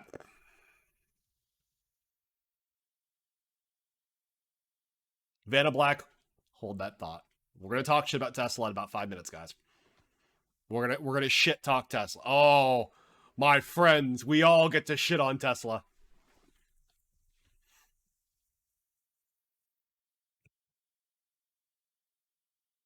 Mad. Mutually assured destruction. Mutually assured destruction. It's the reason the US and Russia did not go to war during the Cold War. Can Fed pivot just like what happened in the UK? Was the UK a Fed pivot? Hold on. Their bond buying program definitely was. It's a bit different than the US. The bigger issue on the UK was their fiscal policy. Remember, what really spurred the UK to get all fucking batshit was the tax cut. Yep, still holding those FXIs. Cam Life, I love this statement. We're also at a point where liquidity-based policy response to deal with an exogenous event is no longer an option, has been the main response over the last decade. Basically, for all of you, what Chem Life is pointing out is that you can't just have a money printing exercise anymore to a big external shock like, say, COVID or nuclear war. And I would sit there and say it's becoming a little bit more possible simply because rates got raised. But yeah, long term, I agree. You're not good enough, TA artist, to call top or bottom, but there are stocks that have fallen from their 52-week high. Moderna, Zoom, Square, Zscaler, Okta, PayPal, Match, Disney, Domino's, Snowflake, Tesla, Adobe. Crash has already happened. Yeah.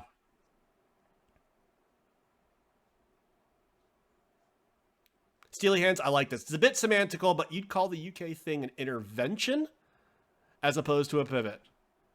Vanta Black, hey, have you seen Boston Dynamics? Shut up! Stop! Give me 3 more minutes, my friend. Trust me, we're gonna show them together. I can't wait. I can't wait. Rest assured, Vanna Black, I'm willing to bet you and I have very similar viewpoints. How about that? All right. Steely Hands, brilliant comment. Semantical, but you'd call the UK thing an intervention as opposed to a pivot. I agree. Yeah. Yeah.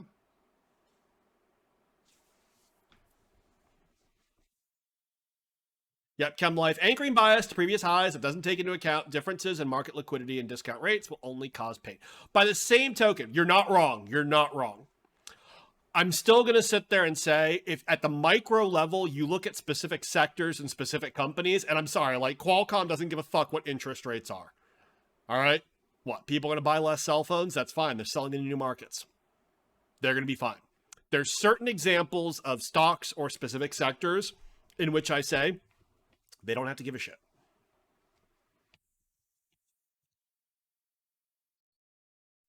It's still an important concept, though.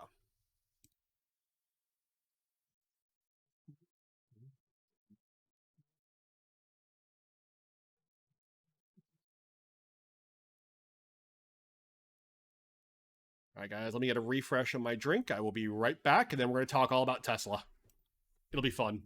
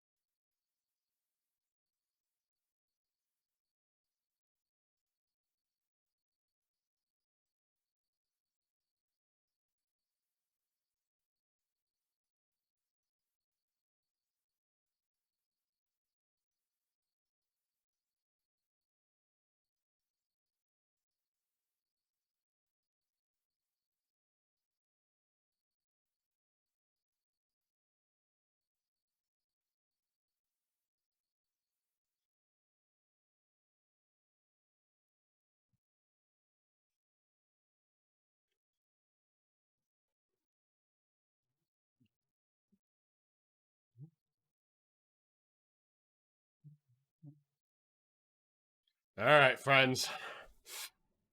It's time. It's time. We're going to shit on Tesla. All right. We are going to shit on Tesla. Oh, why is Tesla down 8.5%? Well, I'll tell you why it's down specifically. It's real easy, okay? They, over the weekend, delivered news on their third quarter production and delivery. Production was up. Good for them. Delivery's down. Elon insists it's because they're in transit.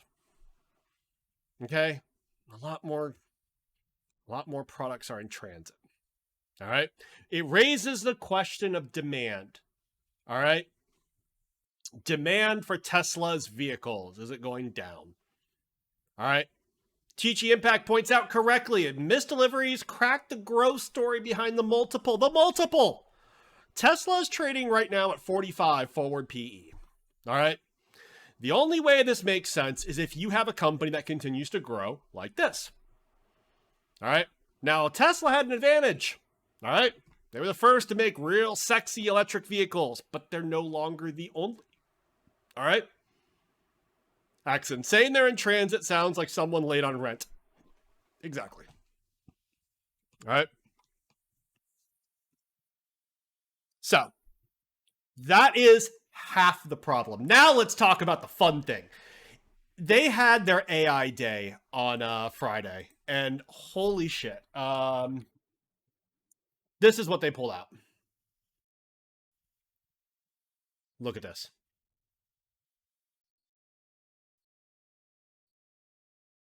Wait for it. Wait for it. Come on, walk forward.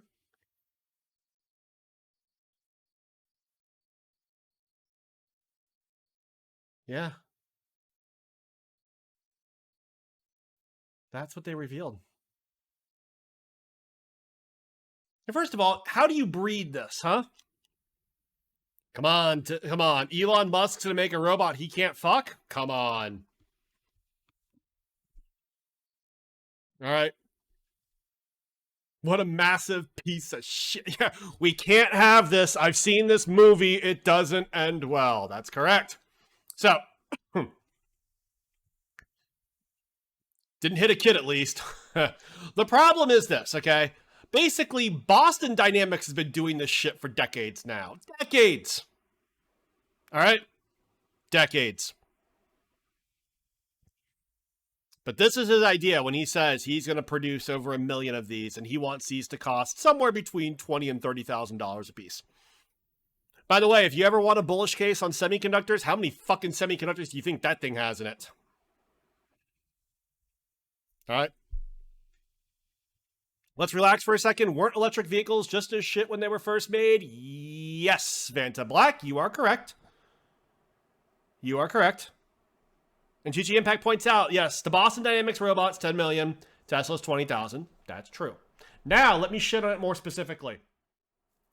All right? Let me shit on this one more specifically. So, at the AI day, what Tesla really released was their progress on their Dojo supercomputer. Okay, they made their own chip, huge wafers, huge, to do their own AI processing for roughly, 3 supercomputers? It is economically non-feasible, and NVIDIA is kicking the shit out of them. All right? A lot of the semiconductor side has come forth and said, Tesla's Dojo chip looks like a waste of money. A complete waste of money. That essentially NVIDIA should have just received an order from Tesla, and Tesla would have saved money. Speaking of NVIDIA, though, one of the things that I caught, and I've not seen anybody else's viewpoint on this one, is Tesla and Elon Musk was specifically talking about AI trading or training, and how one of the big things Tesla is moving into is, quote, synthetic data. All right? Remember, guys, the argument as to why Tesla was going to be able to crack self-driving faster than anyone else was they had all these cars generating real data. And NVIDIA said, fuck that, we're going to create all synthetic simulated data, and it's going to work. All right?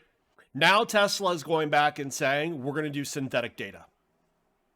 NVIDIA already has a head start. So why is Dojo shit? It's overpriced based on what it's going to do. Basically, the problem with Dojo is the fact that it still suffers from the interconnect problem, which is 96% of the time, each chip is waiting for data to come in. It's not any faster at moving data back and forth from chip to chip. NVIDIA at least has NVLink, their technology they've created thanks to their acquisition of like Mellanox and all their investment in photonics. Basically, NVIDIA gets to invest all money to solve these problems. Meanwhile, NVIDIA gets to invest to solve these problems.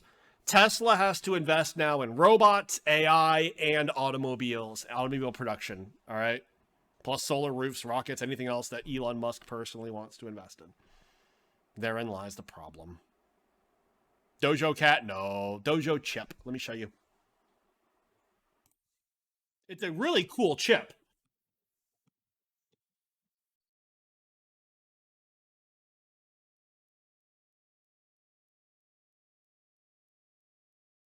I mean, just super impressive.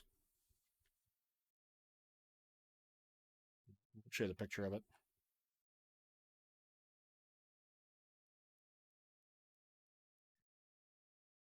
Yeah. So the idea is that it's got like on its they call them compute planes. It's basically numerous, like what, 25, I think. Yeah, 25 individual dies put next to each other. Well, this is like no one else is buying these. It's just for Tesla. So they basically invented their own chip, paid to have it fabbed, designed, etc. Extremely expensive, and they're going to be the only ones using it. Hood, after listening to the Prince podcast and reading some more on the Economist articles on Xi, you're starting to think we're not going to get any COVID lockdown relief. I'm starting to question it too. However, there's a weird thing over the weekend. Let me show you guys.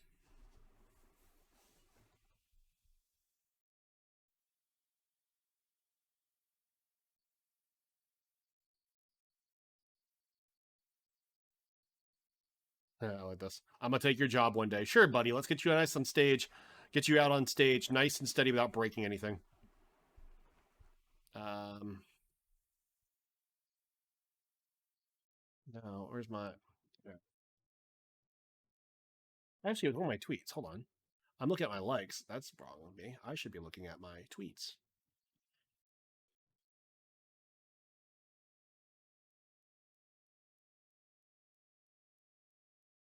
There's a lot we have to talk about. Here we go. This is from over the weekend. President Xi did not wear masks during today's National Day celebration events. Just 3 days previously, this was what he was looking like with all of his people. All right. And in China,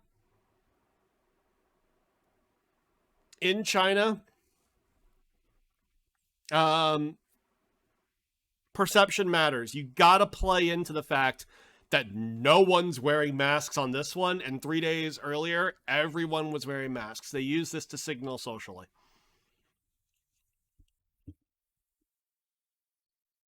Chem Life, watching Ross Gerber meltdown on Twitter feels way better than it should. Yeah. Keith Du Bois, the CEO of Open Door, that was the fun one to see.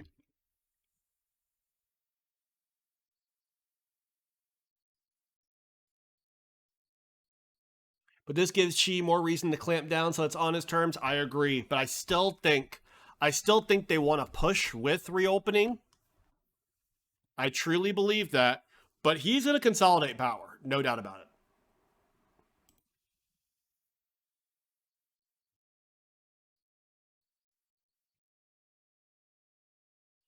Air is in 3 days. It's the 6th of October. It's this week.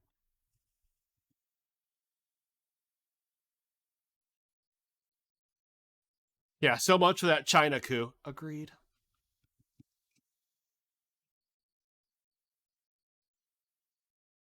Yeah, so this is to me a big deal. When the difference between 3 days is this, it's a signal.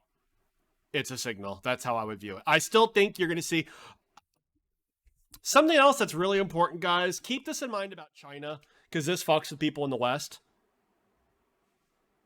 The issue with Western perceptions of China, everyone seems to think that something that happens in like Shanghai or Guangdong or Xiamen or, you know, Guangxi province, all this shit is somehow or another directed by like Beijing, by some central government. No, it's almost always a local government guy. All right? It's almost always a local government guy. B Hood says, you believe he'd like to open up, but he's not unaware of economic damage, but he is also all about power. It's pretty telling that the podcast basically presents Xi's views on the party as his version of religion. I love it. B Hood, all that matters is what Beijing does. All that matters, I will say, is what Beijing does eventually. The central government is not fast. However, it is decisive. So the Uyghur stuff is local. A good portion of it, yes. A lot of it is centralized strategy. Don't forget that. Put it this way. If you guys want the greatest example, go look back to early COVID. COVID breaks out. Wuhan. Okay. Wuhan is Hebei province. Provincial government fucking dropped the ball left and right. By the time the central government got involved, you know what they did?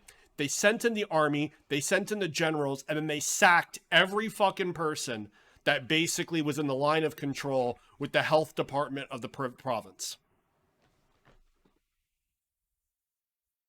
Our Packback says, always local government guy because they are scared of losing their jobs. Correct. So that's why I'm sitting there. I'm still pretty bullish China. I'm very cautious. To me, my number one issue was never real estate mortgage crisis. Nope, didn't give a shit. I know it's a problem. I'll trust China to deal with that. They've dealt with worse. Instead, I'm looking more at the COVID zero. If they break from COVID zero, I'm a lot more bullish.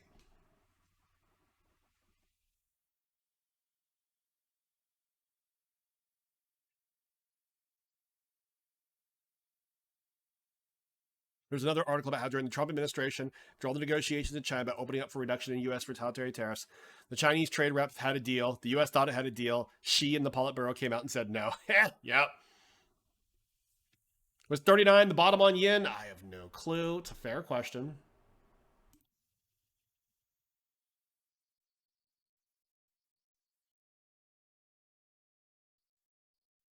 Let me spend a moment to walk you guys through what I tweeted and what I forwarded. First of all, TSMC reportedly overpowers Apple in negotiations over price increases. All right. The two of the bigger examples of pricing power is TSMC and Apple. Apple has driven more, particularly smaller suppliers, to basic bankruptcy than almost any other company in fucking history. The closest examples may actually be, believe it or not, Dell, Amazon, and Walmart. All right. TSMC wanted to raise prices. Apple said, we don't want to accept those prices. Now an article comes out, says TSMC reportedly overpowers Apple. What to believe? The answer is almost always going to be in the middle. Do you know why? Because when it comes to supply chain and vendors, TSMC and Apple are two of the most tight-lipped companies in the fucking world. Not only that, aside from maybe Foxconn, TSMC has to be one of the biggest single account suppliers for Apple.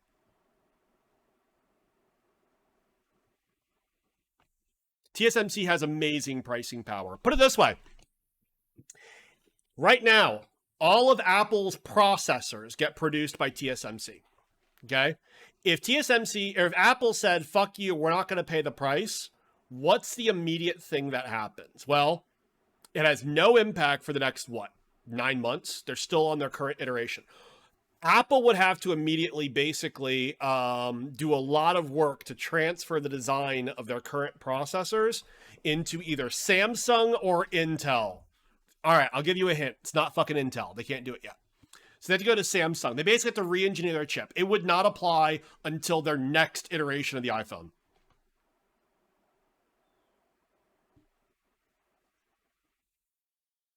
TSMC to me is one of the greatest examples of pricing power. The reason you saw companies like Qorvo Skyworks, NVIDIA, all of them take massive inventory charges. Turns out TSMC held into their contracts.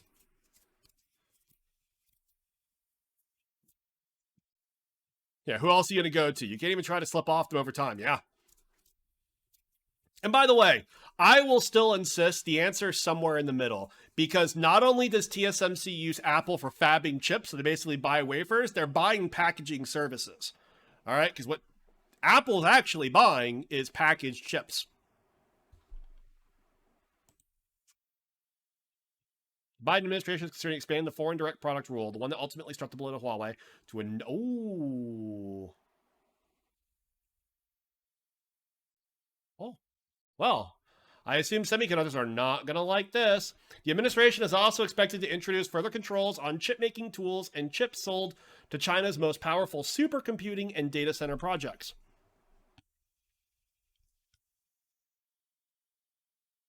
Interesting.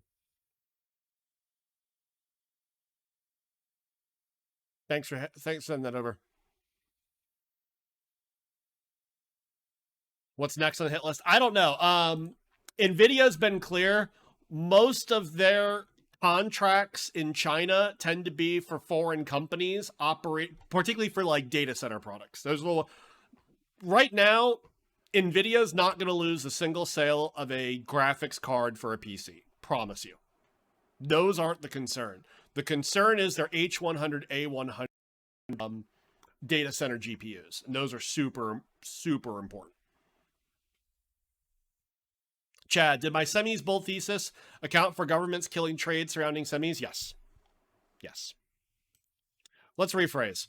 Specifically, the idea that governments would overinvest in manufacturing capability? Yes. The idea that we would start blocking shipments of certain like tools, China? No, that was not. CDOT says, could this be the start of a bear rally? I don't know. I'm not going to take a lot of insights from today. Today, this is just a reaction to being oversold as fuck, right? Nothing's changed, though.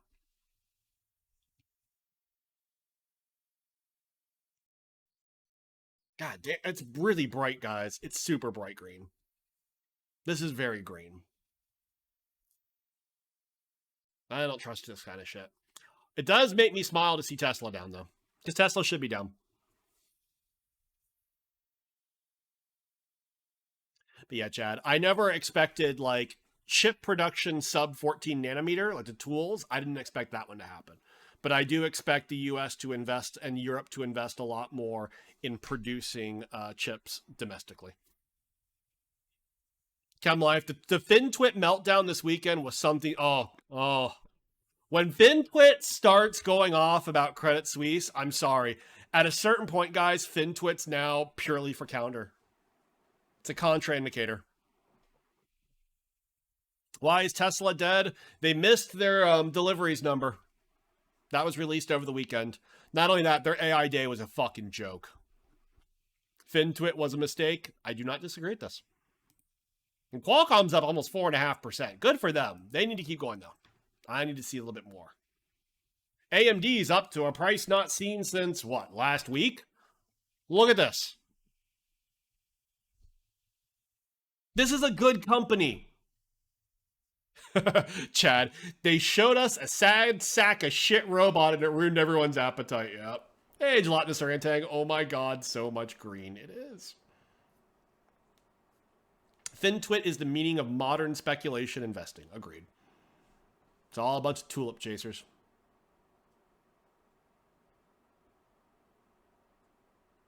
So we can just fade it. Yeah.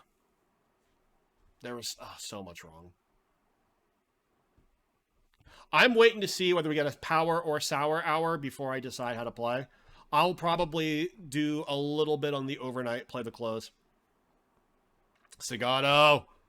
Can you use the robot as a boat? For those of you who don't know, Elon Musk made a post pointing out the Cybertruck could briefly serve as a boat, to which I will reply, depending on your definition of briefly, anything can be used briefly as a boat. All right? A steel ingot, all right, can be used as a boat for exactly 0.5 seconds. then it sinks. A Cybertruck may be able to work for 0.8 seconds, or maybe even 2 seconds. The fucker will turn into a submarine quickly. Any earnings this week? No. Air is this week. Does someone have a link to earnings?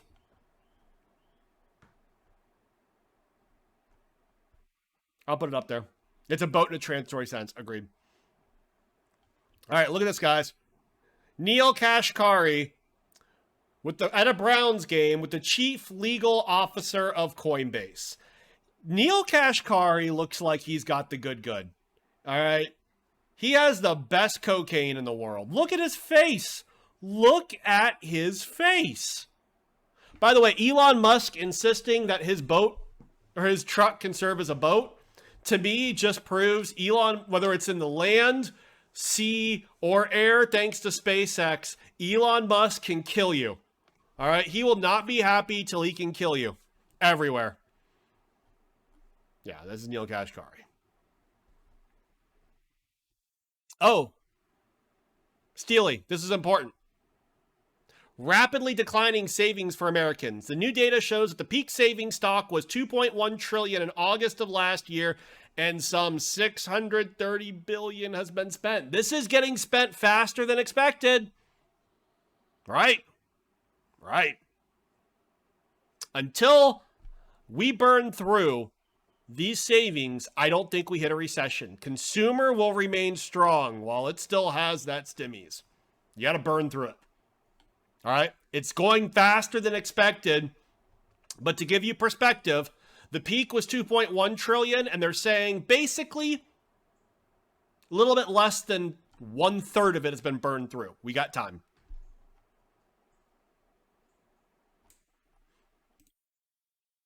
David Taylor works for ABCAU. This is Australian News Network.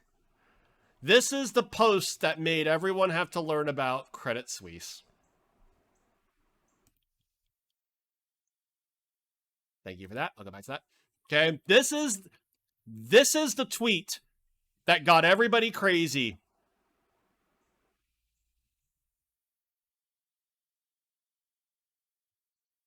Down Lemur, apparently people still have stimmy money. It's not just the spending $2,000. Hold on, guys. Keep in mind, when you're measuring people's bank accounts, it's not just stimmy money. It's the fact that people were then earning money while having reduced spending. What was that reduced spending? No casinos, no travel, no avocado ass eating in Las Vegas. Don't ask. Yeah, that was the problem. So it's not just stimmies. It's also the suppressed consumption during COVID, which absolutely is real.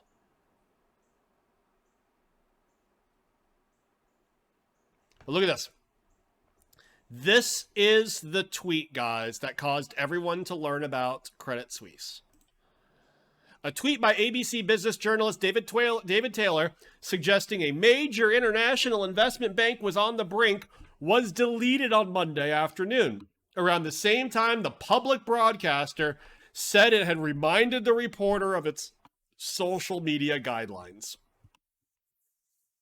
Taylor's October 1st tweet fed a social media frenzy of rumors, misinformation, and unverified claims that European investment banks Credit Suisse or Deutsche Bank could be set to collapse and spark the biggest financial crisis since 2009. An ABC spokesperson said the journalist made the comment after an exchange with the financial analyst.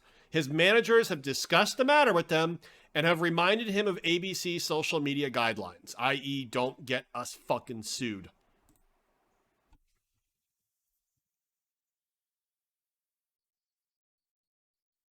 Gelatinous orangutan. Is the Credit Suisse situation because of energy prices and inflation?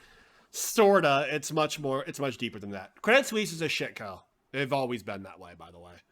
Part of the problem is actually Russia. They had a lot of business tied to Russia. They also had a lot of currency exposure, but they've been a shitty company for a long time. All right? Here's the important thing. The world learned lessons after 2008. All right? The world did learn lessons. We stress test in America. We stress test our banks at least once a year. The most recent stress test showed they were fine. Silver's up today. There is no God. All right. By the way, South Korea's semiconductor output fell 1.7% year on year in August, the first decline in 4 years. All right. Chip inventory soared 67.3%. South Korea is number one for memory. The memory cycle is painful, painful, painful. This has nothing, very little to do with like AMD and NVIDIA, by the way. They have their own problems. This is more of the memory cycle. Memory is moving faster than the other cycles. Everyone heard about the emergency meeting, right? We've talked about this before. It's not an emergency meeting. Note the difference between the words emergency and expedited. All right? There's an important difference. The term expedited has a very specific definition in regards to the U.S. government and what's called sunshine laws. Basically, expedited means you don't have to keep notes. You don't have to track minutes. That's it. These meetings happen twice a month. It's not unusual. It's happened before. There was never a, quote, emergency meeting. All right?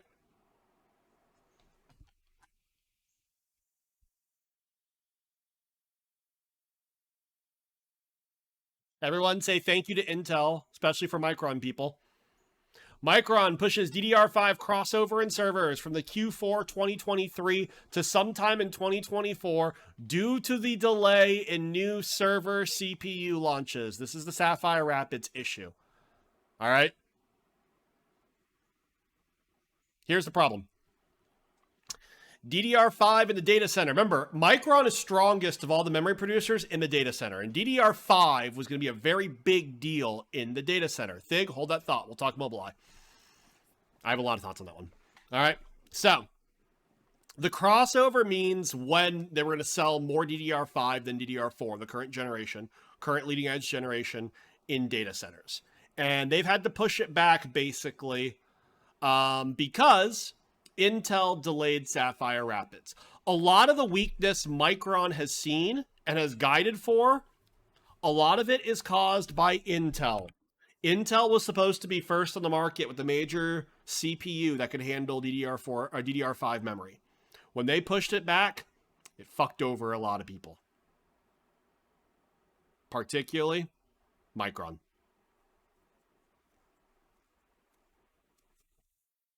So, thank you, Intel. All right, Thig asks, did I hear about the Mobileye IPO? Yes, I did. The fact that Intel's going to proceed with the IPO means they see the market at least getting a little bit better. Good for them. Mobileye, for those of you that don't know, Mobileye is a formerly Israeli semiconductor designer who is designing the chips to be used in automobiles. Okay? Mobileye will be number one competition for Qualcomm in the automotive space. Here's the funny thing. Mobileye chips do not run on x86. They are ARM architecture chips, meaning they do not use Intel design. In terms of fabbing them, by the way, majority of the fab, not from Intel, from STMicro instead. Yeah, how fucked is that? Intel's best performing segment, by the way, was Mobileye. In terms of actually showing growth and meeting expectations. And Mobileye does not use Intel architecture or Intel Foundry as a primary producer. You can't make this shit up, my friends. Hey, Nose Kisser, why is everything green? Well, not everything is green.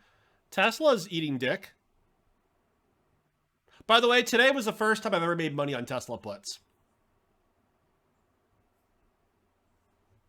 First time I've ever made money on Tesla puts. Yep, go me. I'm proud.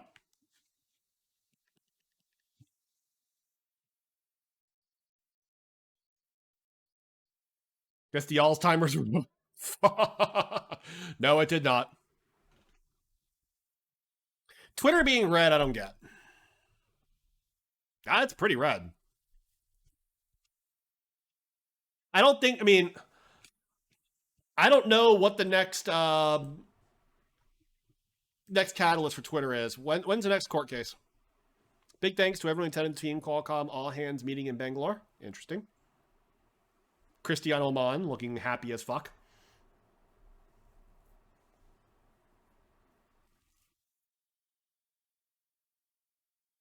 Holy shit! So Elon Musk tweeted his thing about peace. Apparently, this is a Ukrainian diplomat. Fuck off is my very diplomatic reply to you, Elon. Oh, they're mocking Elon.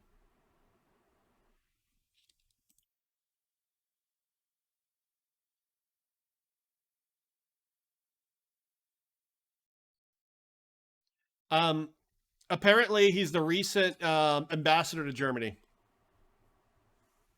That's what someone is saying. I don't know if it's true or not.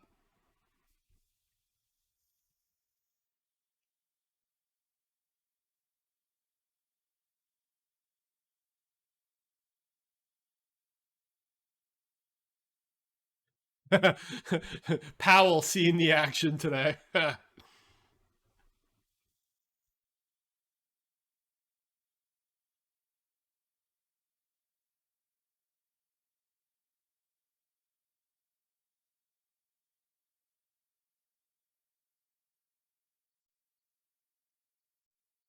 Oh, this is excellent. Price changes January 2000 to June 2022. Okay. Look how cheap TVs got.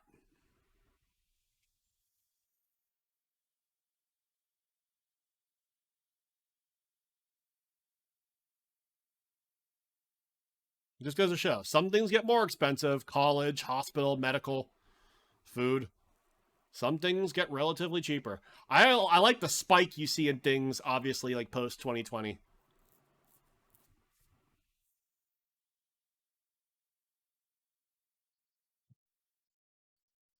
Musk has been droning on for a few hours debating people. Jesus. Oh, Elon.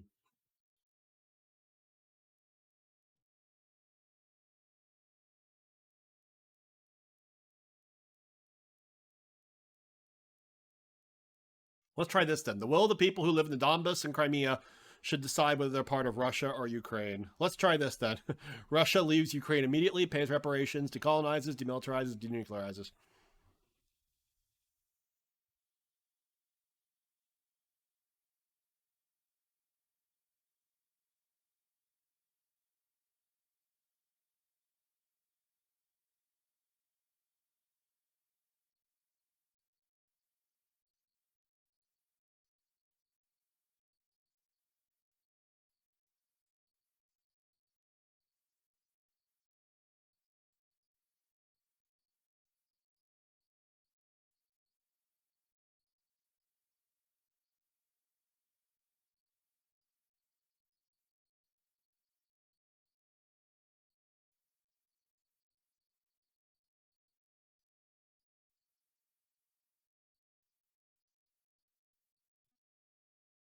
Why did the market go up today? What the fuck changed from such bearishness to bullishness? I don't even think it's bullishness. I will insist today can be probably explained. The US dollar went down. And bond yields, remember, these are the bond prices, yields invert. So we've had bond yields drop and the DXY dropped. Today feels mechanical. Today feels very mechanical. So, by the way, last week we never got to mention this. Remember when Ukraine intervened? What did that intervention do? It crushed yields and it crushed the DXY for one day. That's what caused people to buy in. All right? That was also mechanical. It's not because the UK all of a sudden, like, I think there's a lot of people, guys, a lot of people who seem to think like anytime the market goes up, it's some hinge on a pivot. No, I'll take a different viewpoint. It's all mechanical. It's nothing to do with what people's perceptions are. It's on the fact, well, look what happened to yields. Look what happened to the dollar because of, Britain's impact, etc. I don't think it's a belief of a pivot. Let's not go there. Instead, I'm going to sit there and say, nope, It's purely mechanical, which means it can unwind itself tomorrow. It's not real.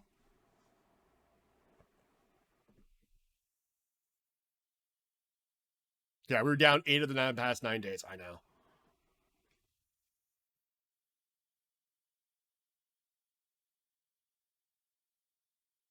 Yeah, B-Hood, there are more established voices coming out. Yeah. Asking the Fed to chill for a bit. Hell, the United Nations did. By the way, Sultan, asking for a friend, would you hold the TQQQ position going into tomorrow?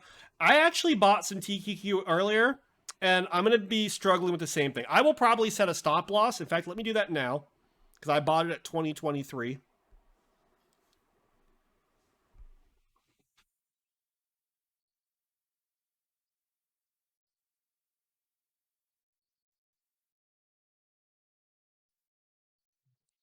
There we go. So there, I will not lose money. I don't know why tomorrow matters, but yeah. See, I don't know the volume on today's bond buying. All I know is that the movement. Have I read about Russia's new Poseidon nuke? No. As long as it's better than the liquid peroxide torpedoes, they basically sunk their Kursk submarine. I assume it's probably a very good nuclear weapon. And if they use it, if it's a strategic weapon and they use it, they will cease to exist. We will kill them all. The world will get to a much, much colder, uglier place.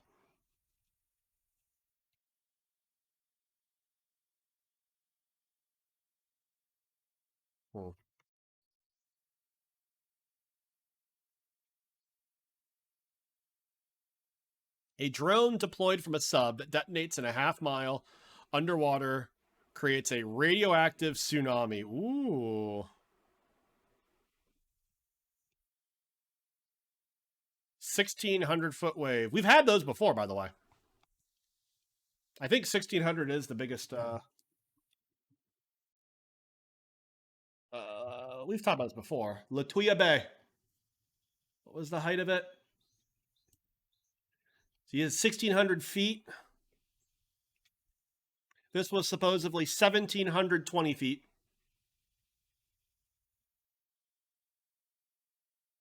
You heard the wave glows green. Yeah.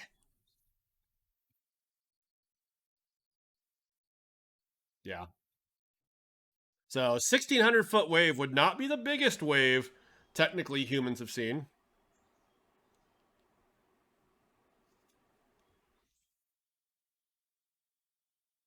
Yeah, I saw that, B-Hood. We also had the top dogs on Russia Today tell Kadyrov to chill. Yeah, Kadyrov is the head of basically Chechnya. He's a bitch. I fucking said it.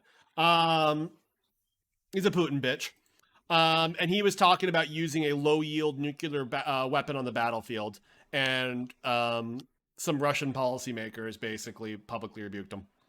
Yes, Kadyrov, the TikTok warrior. He's on TikTok, my friends. They call him General TikTok. Read one. You've bottomed. We've bottomed, sorry. Don't at you. Ballsy. I had previously thought the June bottom would hold. Nope, I was wrong. Yet again.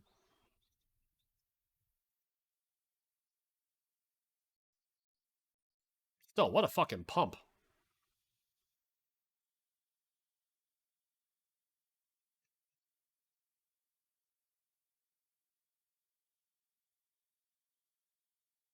Kadyrov and Prigozhin have both calling for a tactical nuke, and they can both fuck off. But yeah. BTU climbing. Look at it go. This has been a Chad stock the last 2 weeks.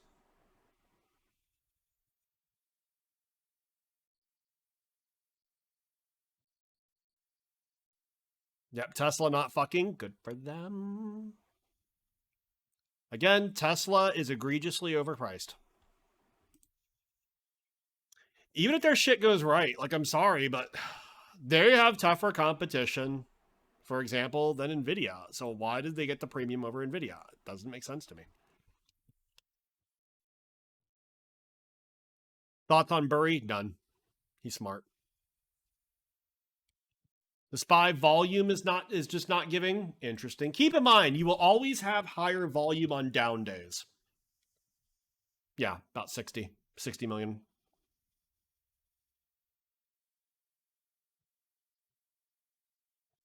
Downleamer, does Russia just not have the conventional weapon to control a battlefield area like a tactical nuke?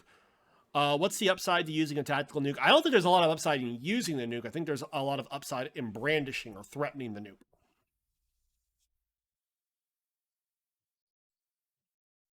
But the problem is, to me, it's Russia has not been able to hold the air, mainly because of what's like Stinger missiles and Javelin missiles keep taking out Russian air assets.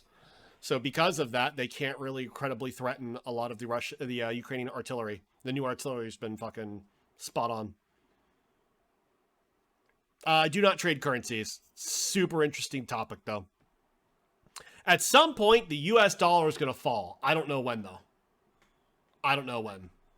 Is anyone positioning to short the SPY 370? 370? I don't know. I still remain fundamentally bullish, as bullish as can be, underneath 420.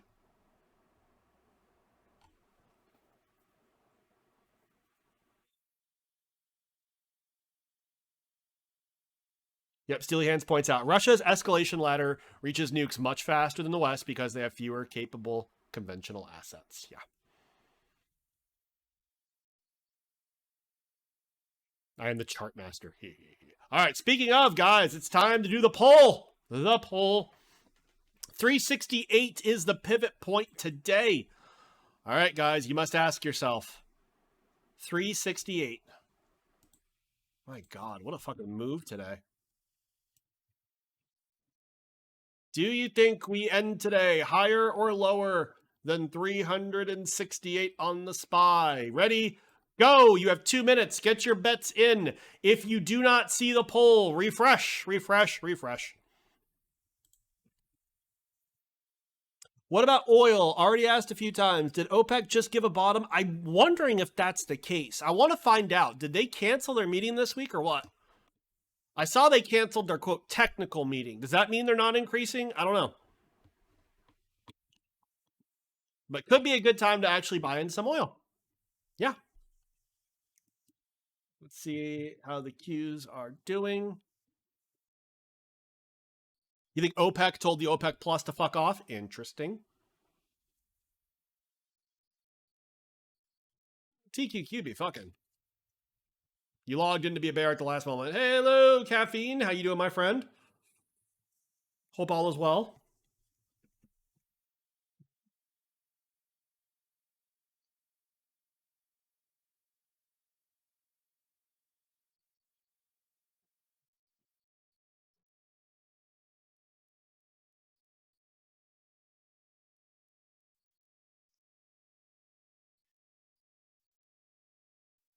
Your small account is blowing the fuck out. I'm so sorry, my friend.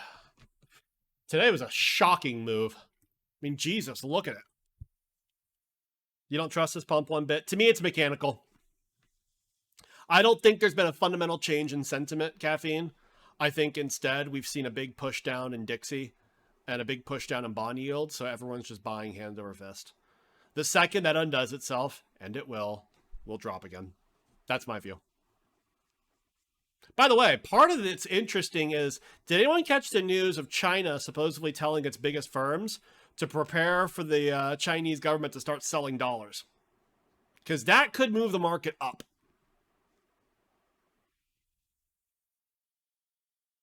Whoa, Putin is set to demonstrate his willingness to use weapons of mass destruction with a nuclear test on Ukraine's borders? The fuck? Hey, Windmaster, how you doing, my friend?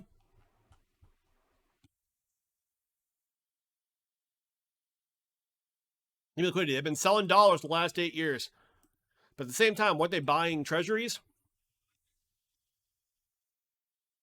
Windmaster, how many bears expected Credit Suisse to pull? We talked about that earlier. Yeah. Raising Keens. September bearish. Today, not September. Simple as that.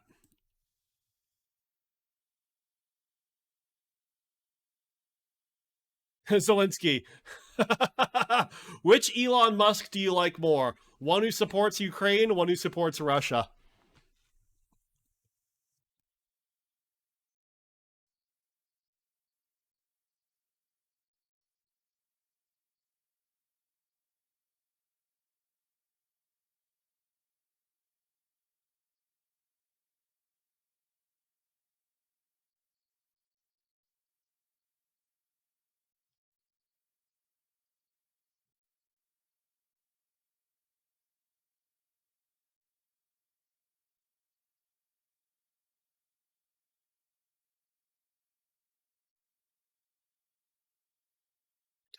Warning, Optimus was not part of our $10 trillion market cap for Tesla in 2030. We will not accept any responsibility for the droid being successful. Oh, I don't think you need to worry about that, my friend.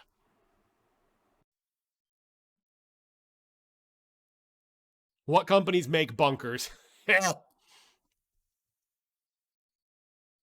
McNugget, you feel bad for a couple of VTards? Some folks, yeah. Anytime you see a big move like that, some people getting rinsed, and I do feel bad.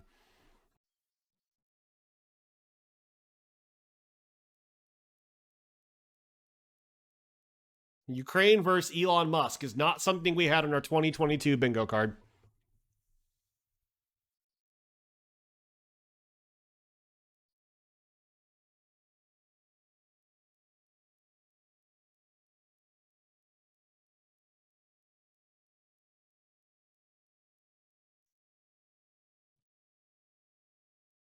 Oh, sure. This is the official. This is Zelensky's account.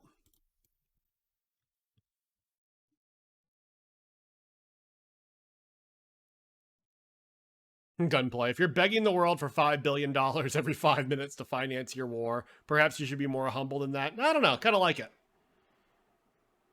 They've been playing into like InfoWar. Like they've been doing it, I think, pretty well, all things considered.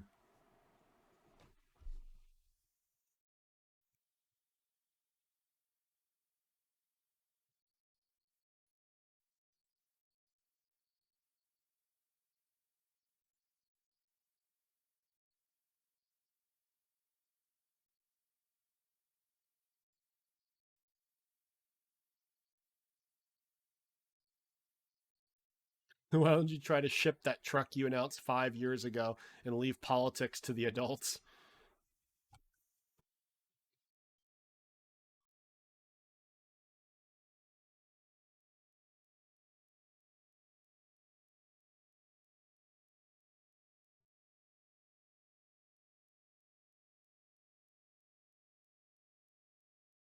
God damn, today's just been fucking oof.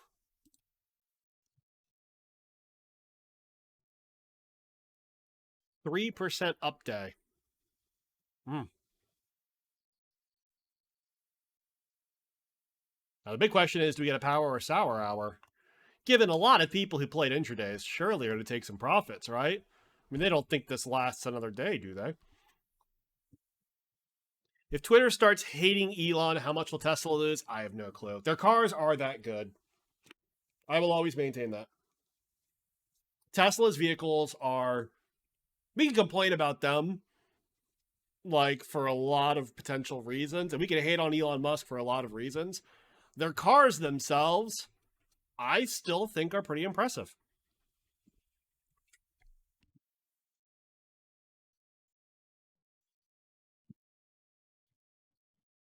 Yeah, W. Joe. 125 killed, 320 injured from an Indonesian football match. Yeah.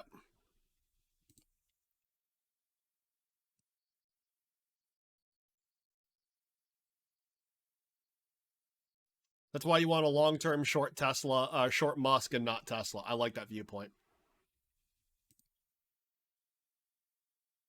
It's weird, Chem Life. I'm not sure I totally disagree with you on the food inflation, but if you look at like prices, a lot of them collapsed, at least relative to like beginning of summer. Corn's the exception. That's the interesting one. The interior materials are pretty shit for a car at that price point. Do not disagree. I think you're right. Is Tesla showing strength? Do we buy calls? Yeah.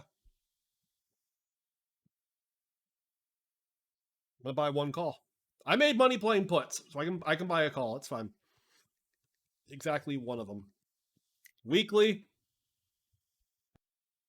$250 call.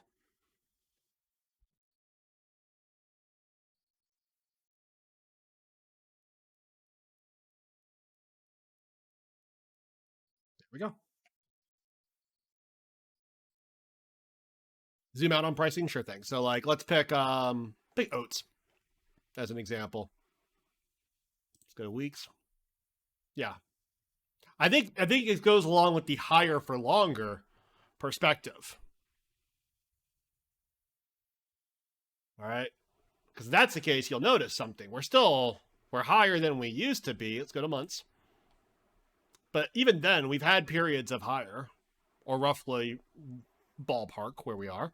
Let's check corn. Corn's an interesting one. Yeah, look at corn. Corn's still high. You like oats?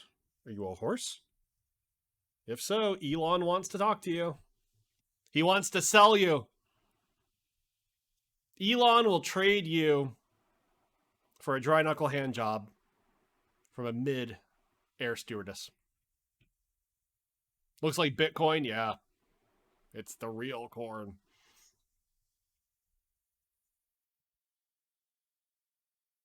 Nose Kisser, you think we expected Ukraine and Russia's harvests to be absent from the market, but now reality hit and it turns out Ukraine's harvest yield wasn't as bad as expected. There's another reason. Canada. Apparently, Canada had a really good crop. Food shortages, unless you're talking about logistics, is one of the narratives I'm very hesitant to ever play. Simply because if one part of the world sucks, another part of the world is immediately incentivized to basically make up for it. Plus, with food, you have substitution. Rice is down, fine. Eat oats, eat wheat, etc. Soybeans. So I'd be much more interested in like logistics, i.e., you can't use ports or shipping completely dies. That's a different story. But one part of the world being unable to produce food, to me, the likelihood of it producing like truly market shaking global. Keep in mind, like people can still die. I'm not saying I'm being savage here. All right, it's still sad. It's still a human tragedy. I'd just be cautious to play into short term like food things like that. Today really is a Twitter day. Yeah. My Tesla's green. What's Twitter doing? Like, Twitter's down. I don't know why. Ooh.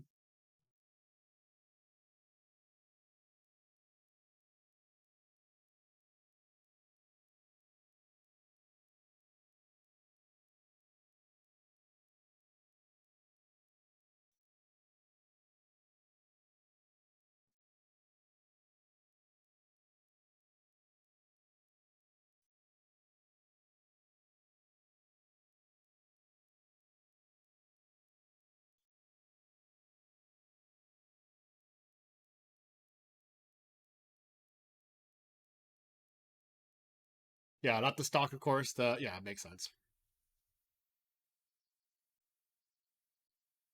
Yeah, Twitter is fantastic on a day like today. When you get to shit on Elon my day, you get to shit on Elon Musk for Tesla deliveries, and you get to shit on him for getting bodied by the president of Ukraine. Oh my God. Williams. Fed member Williams. Inflation likely down to 3% by next year. All right, where's the pump?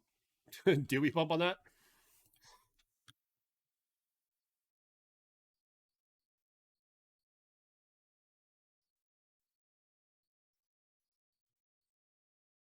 Yep. Inflation remains too high. Fed's job is not done. We know.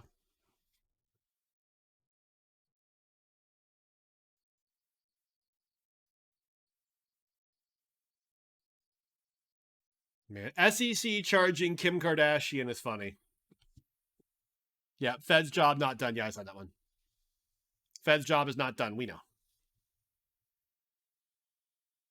W. Joe, your family member in the UK is totally fucked. I'm so sorry. Yeah.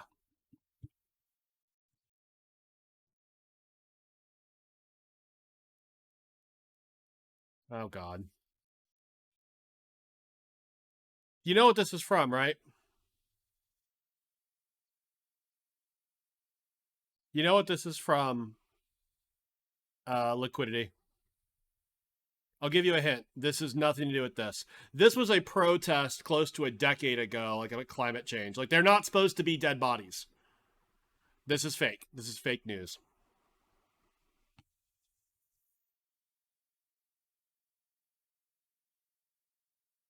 Yeah, it was like the green. It was like some Green Party thing.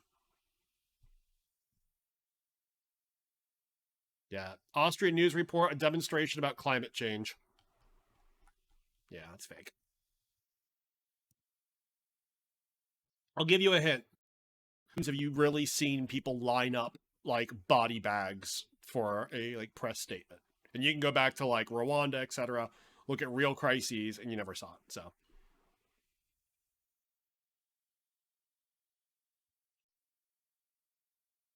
poor Matt Damon, dude was just doing his job. How about them apples? Yep. Yeah, QC Emperor. Yeah, the guy on the left is covering himself. Yeah, but they're not supposed to be dead. Like, that's the thing. Like, yeah. Monetary policy is working. Financial conditions have tightened. Spending will slow. Commodity prices are falling. Supply chains are improving. But that won't be enough because underlying inflation is high. This is Nick Timros, the Fed speaker, putting this out. Yep. You're hinting more towards the guy fixing his own body bag? Yeah. Not dead yet, but I'm cold. Let me fix this.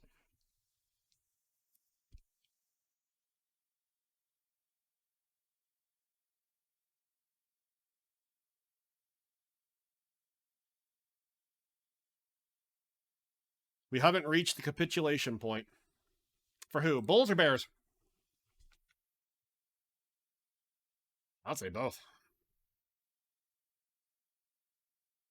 You don't tell me that the SEC would charge Kim Kardashian before Kanye West. I don't disagree with that. Guys, give me 1 second to get my food in. Be right back.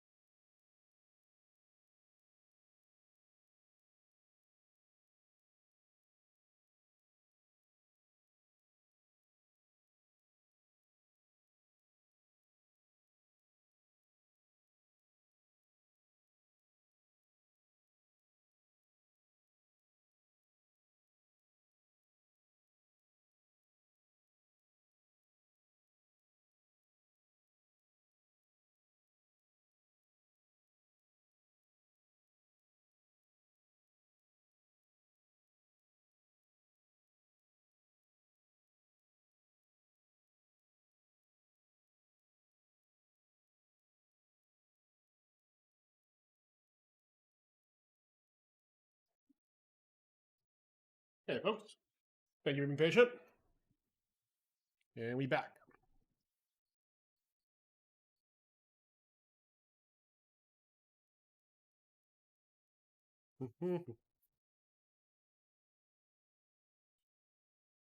Are we dumping? Not really. Today's been showing such strength. By the way, Whipmaster, I don't think today has anything to do with the pivot. I think today's purely mechanical. Look at bond yields, look at the dollar. Because of the movement on those, the market says, fuck it, we're going to buy today. And if the dollar overnight or bond yields change directions, we'll undo this tomorrow.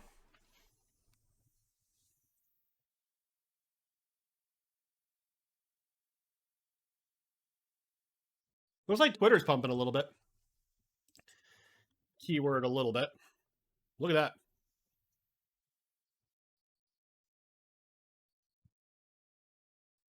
Market has 29 excuses to rally. VIX. Yep. VIX is under 30.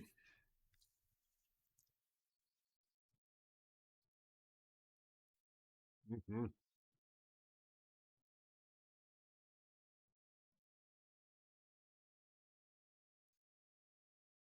Twitter's moving.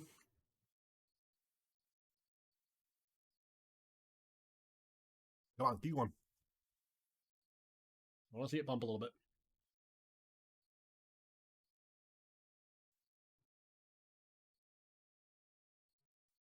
Like a day like today, I appreciate it. Don't get me wrong.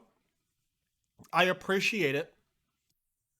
However, kind of a boring day, to be fair, because there's not a lot of differentiation.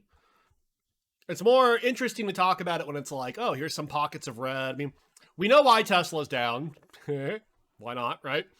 Twitter down doesn't make a lot of sense.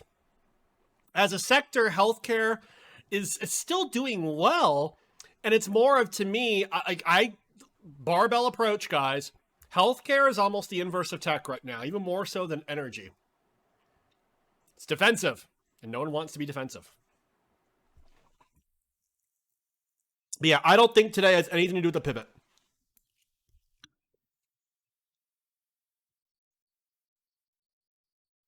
I know, CM. My whole port's green? Fuck it. By the way, I woke up. I had Tesla puts. First time I ever made money on Tesla. I'm fucking smiling.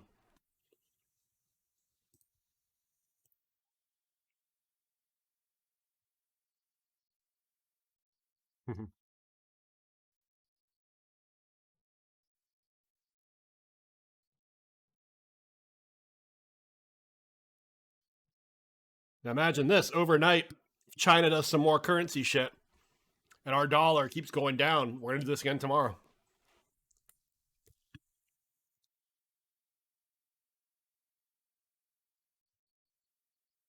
No shit, Master. Don't tell me that's true. Milwaukee Blizzard, it's the first time I've made money playing short Tesla. I think I played puts twice before I got melted on both of them.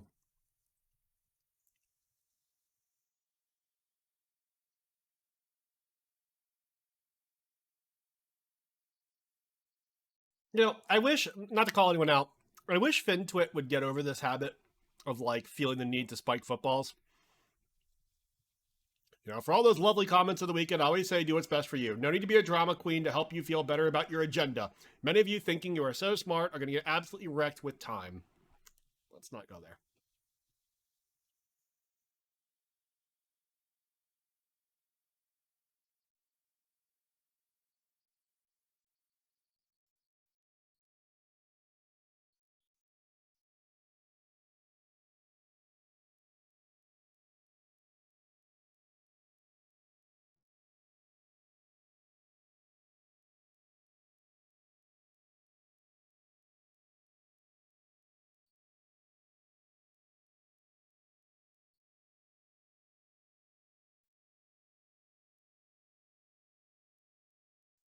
Mm-hmm.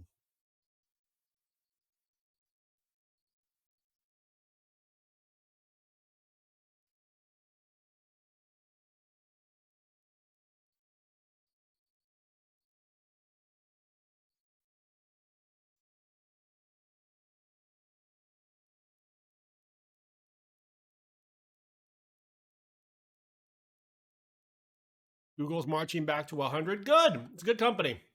It's a good, high-quality company.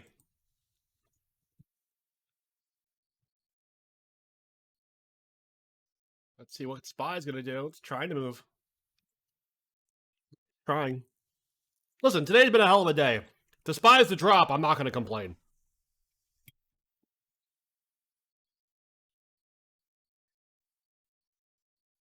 Ooh, false alarm.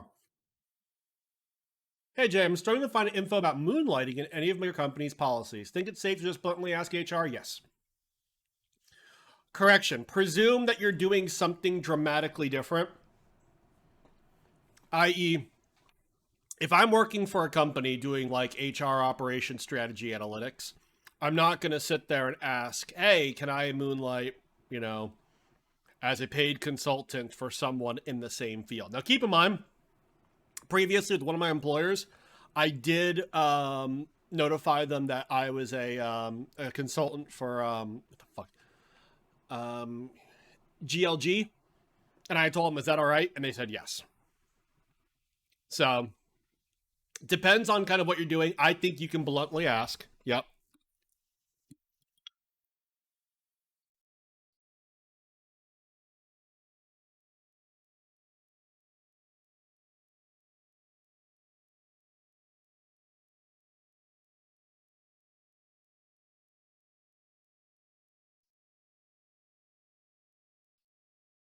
If that Times Russia nuke movement report gets confirmed in the U.S. media tonight, these gains could evaporate tomorrow. Yeah, I'd be worried about that. UK intel has actually been very good, so I'd be very cautious, guys.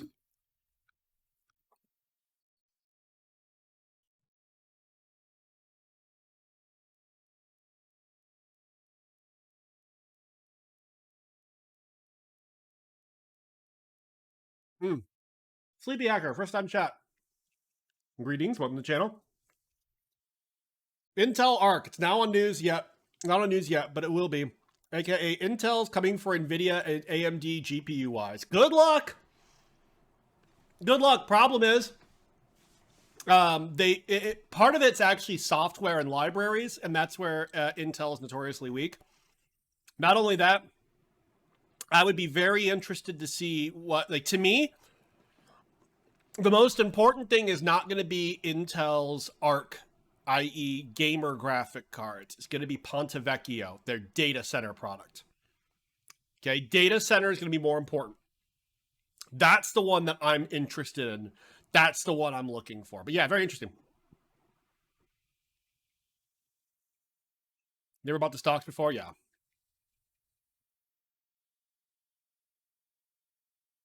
Well, thank you, my friend. Yeah. It's interesting. I think it's good that Intel's jumping. Listen, more competition, what they call discrete GPUs, i.e. gamer GPUs. Yep, good for them. I support this. Man, it's going to be interesting.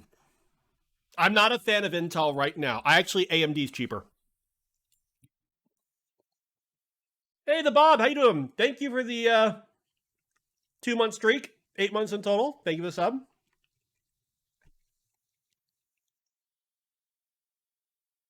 Greatly appreciated. I'm distrustful of today, but I'm enjoying it. Stock. I'd be careful of Intel stock. ChemLife, believe it or not, there's actually a question as to whether Intel gets it first, because TSMC has announced they'll have their first tools, the high-NA tools, in 2024, which was a lot earlier than expected.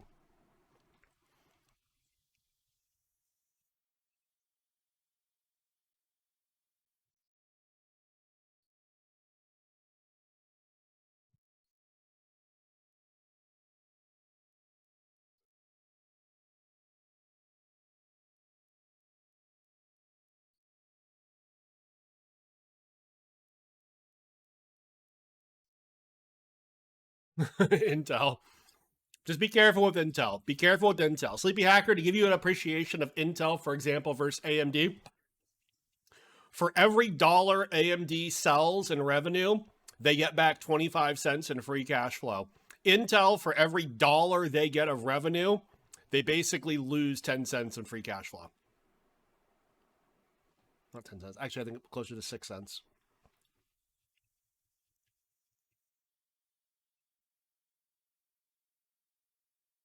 Its price to performance ratio on Intel's ARC cards. Yeah, you're not wrong.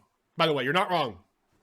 The problem is, are people going to be willing to accept less performance? Because the Intel ARC cards are not trying to compete leading edge with either AMD or NVIDIA.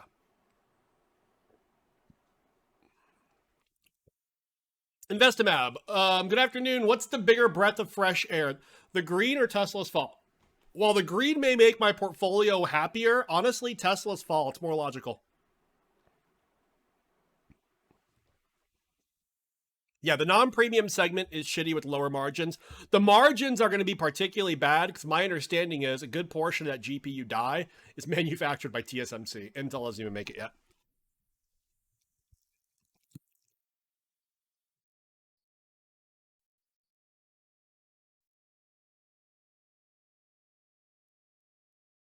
Yeah, Twitter. Well, on Twitter.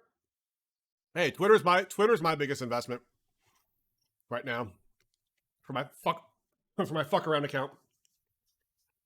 Elon Musk go and buy this fucker.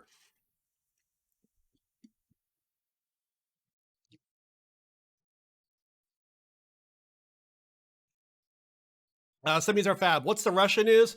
Supposedly, Russia may move. They have a trade nuclear weapons.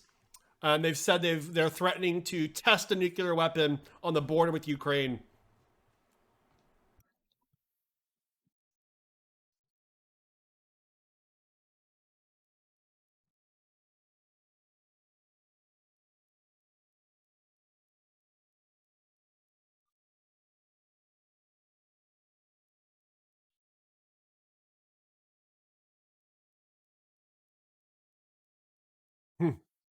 Wow.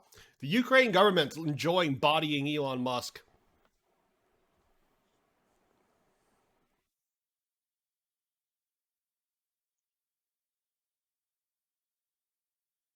Fed's barking. We must monitor the potential international impact of the dollar. Hey, Steely, you see this shit?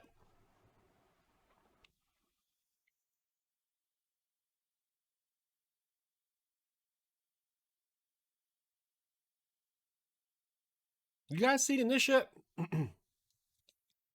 I didn't see that earlier. That's an interesting statement coming from the Fed.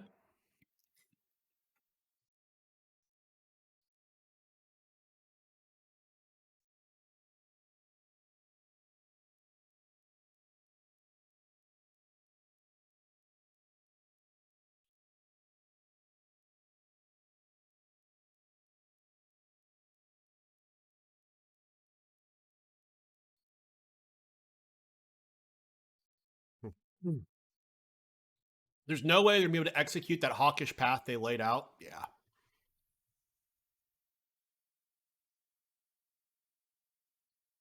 Spencer, Jay, if I'm bullish on Twitter, shouldn't you want Tesla to stay high so that Musk can afford it? He can always afford it. He can always afford it. That's the advantage. I actually think he's already sold off. The reason I don't play puts on Tesla in case he has to sell to buy Twitter, I think he already has enough cash to do it.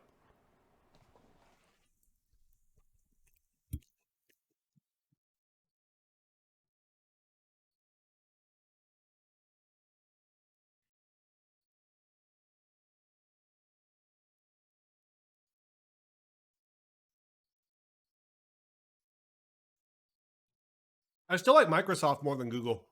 I'm crazy. I know.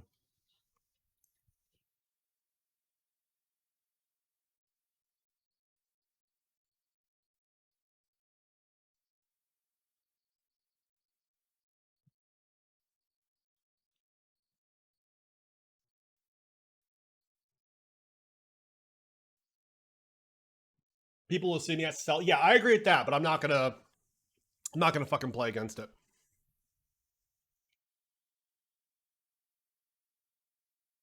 I do like that Thig.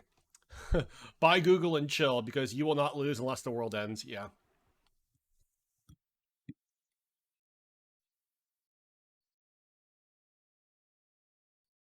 Mm-hmm.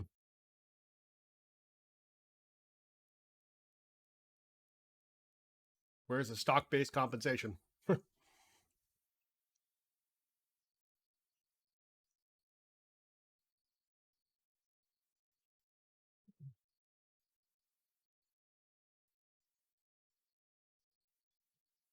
By the way, supposedly there was news about TSMC partnering with UMC to explore more production of what's called compound semiconductors. Silicon carbide, gallium nitride, essentially materials not just silicon.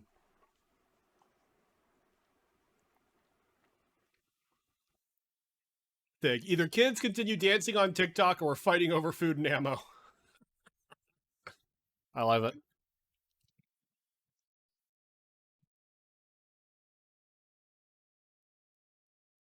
Shugo, thank you for the gift sub. Greatly appreciate it, my friend.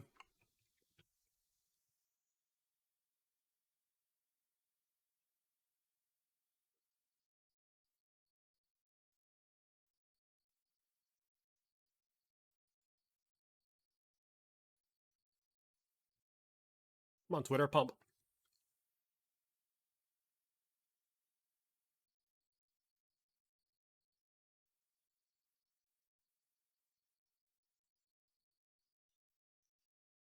Reddit swap. Mr. Powell was the most forthright in his resolve in the last two FOMC conferences. Why would the Fed pivot now?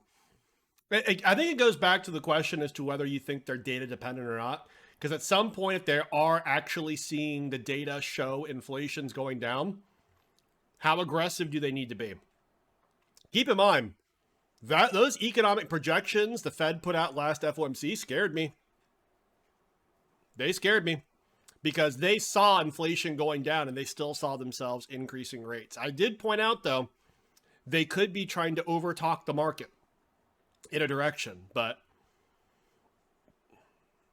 that caused me to move away from a lot of my bullishness.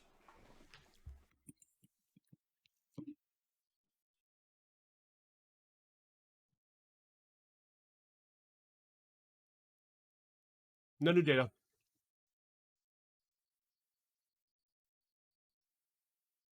We have to wait for CPIs and PCEs. Bullish means you are more positive on the stock market. Bearish means you're more negative. Bulls think stocks go up. Bears think stocks go down. Look at this. Motherfuck. This is so green. This is unusually and almost uncomfortably green. Boy, if you chose today to buy Intel, good fucking choice. It's the greenest I've ever seen them. What the fuck is this? Lamb Weston down? Okay. Who's this? American Airlines. Eh.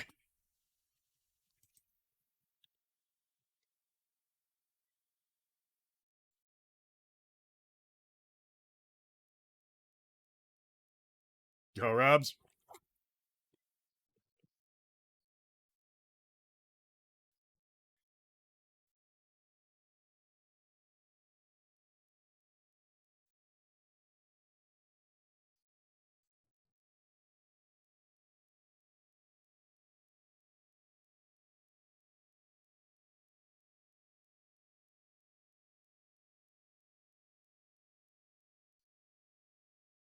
The beautiful data owned Valley calls. Oh shit. How you been doing on those?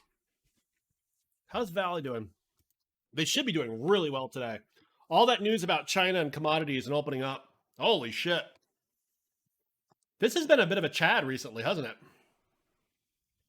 Hey, Cran Eaters, what are you guys' thoughts on Valley?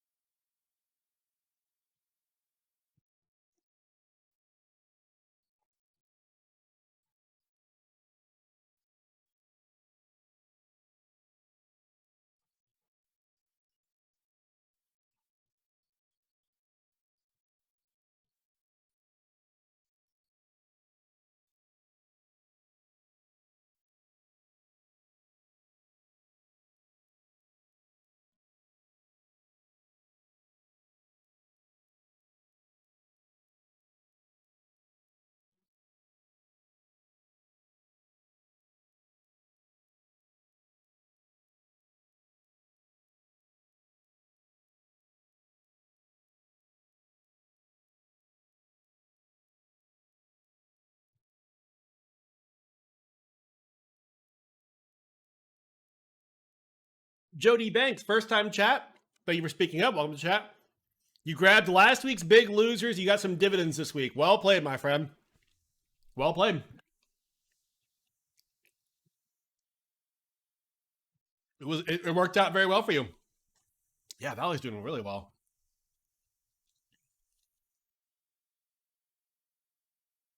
Yep, I still have FXI. I don't know anything about ENVX, I'll be honest. I know a lot of people have been talking about it.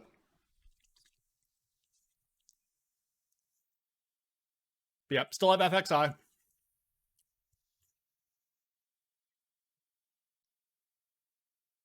Feels too dirty to make money off Valley. You hope your calls expire workless. Honestly, I would not be surprised if they keep going up. Careful with Corsair. I don't like them.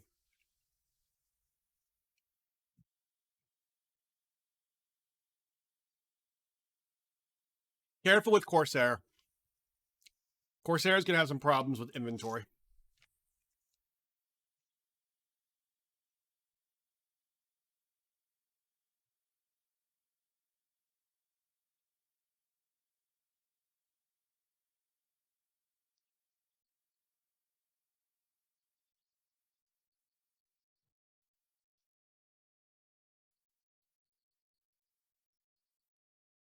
I like that emoji.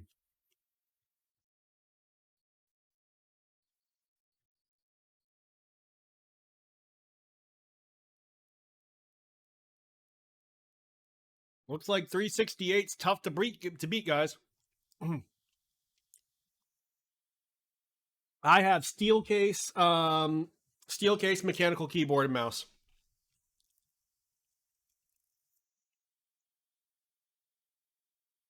Corsair should have sales, yeah. Yeah, guys. I mean, electronics should be getting cheaper and cheaper.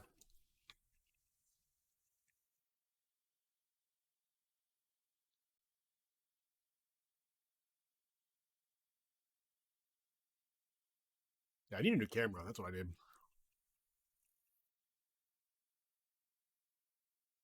CLF chatting, absolutely. Nuke trade makes you nervous for holding long overnight. Me too. Me too, honestly. A little bit worried. In fact, I'm going to sell my TQQ.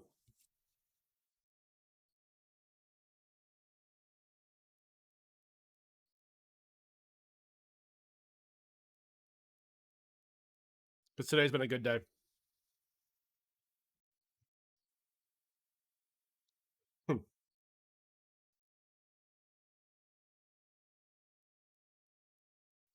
Did I see the Yemen truce wasn't extended and now the Houthis are telling oil companies and Saudi and UAE to leave? They've done that before, but it'll be interesting.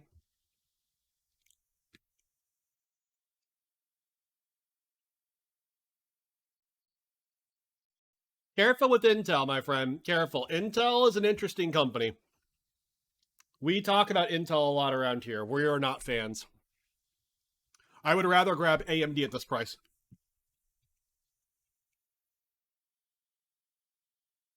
It's all about data center.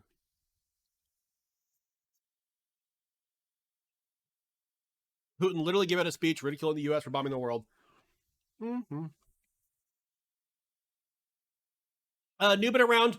I think today is a very mechanical day. It's as simple as this. The DXY dollar index is down and bond yields are down pretty big. I don't even care why. That's telling everyone to buy stocks. If overnight the dollar rises again and bond yields rise, we'll drop tomorrow.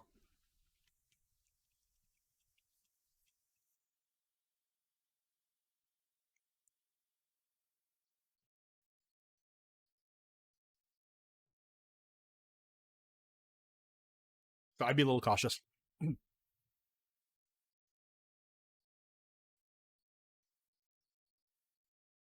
Go Rabs. Sleepy Hacker, ignore him.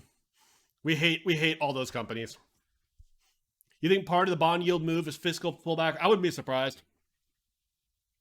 Yeah, they ate shit on that one. Imagine that, like deep conservative economic policy immediately gets shit on by the business community, who theoretically loves them. Some conservative.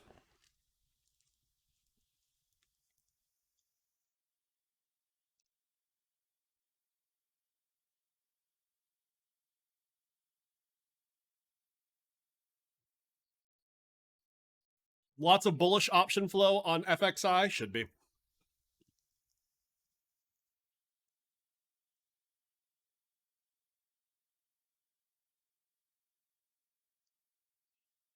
So Sleepy Hacker, here's an interesting thought to you. Think about the services that run through your computer, the things like Twitch, things like Google servers, and think about what products are there. That's where you're going to see like AMD starting to outperform Intel.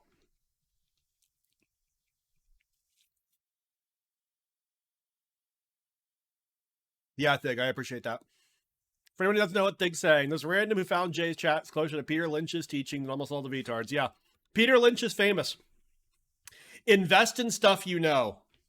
So the idea that Sleepy Hacker looks around and says, well, I'm not going to buy anything that's basically not in my house as a consumer, it's actually not a bad strategy necessarily.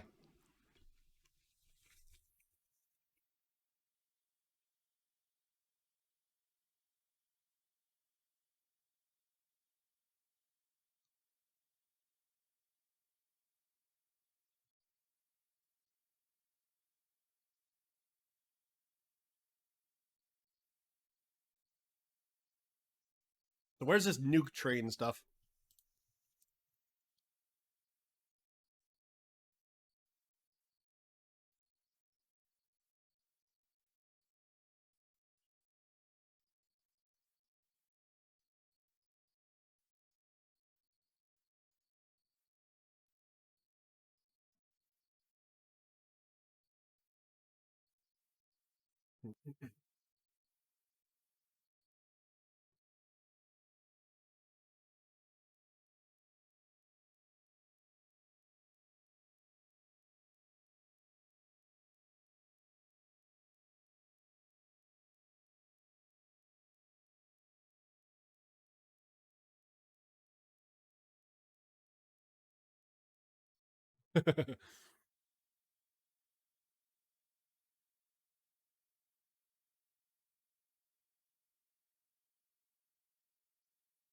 You love that it's a train. I know. It should be a movie.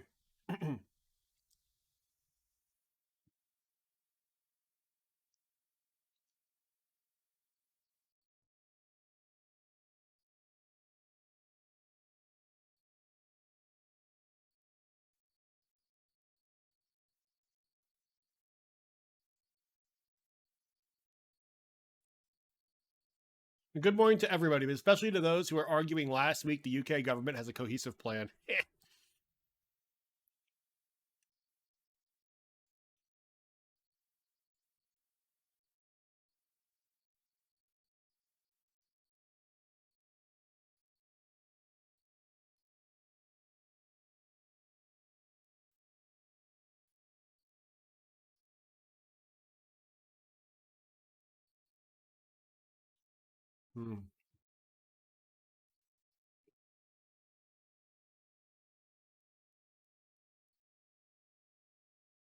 My Twitter drop, yeah, I mean, I should change that.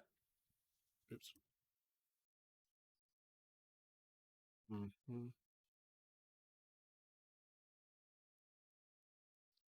Here's my Twitter. Oh.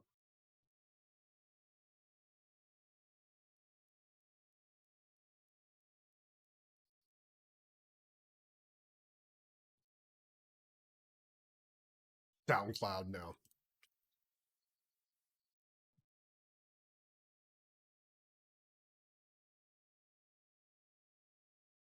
I'm tempted to take a loss on my GSK. I don't know. TC Emperor, yeah, I bought puts on Tesla Friday, and I sold them early this morning. H2O is my flow. JSMR, yeah. It's me whispering to a microphone. Stop buying shitty companies. AMC sucks. What made me do it? My deep, well fed belief that Elon Musk is a charlatan. No, I knew their deliveries data was coming out, and the fact that Elon announced an AI day on a Friday for a Friday night kind of told me yes. So that was why I did it. It's the first time I've ever made money on Tesla puts. Okay, literally first time ever.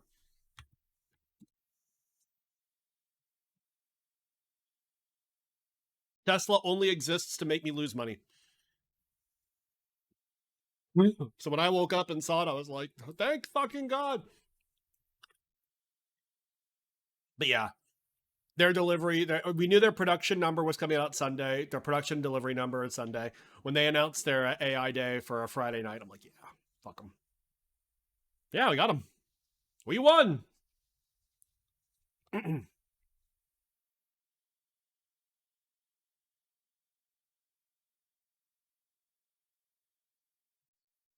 Elon Musk is proof that if you're autistic, there's at least one thing you can probably do really well, but it doesn't stop you from doing all the shit you can't do well.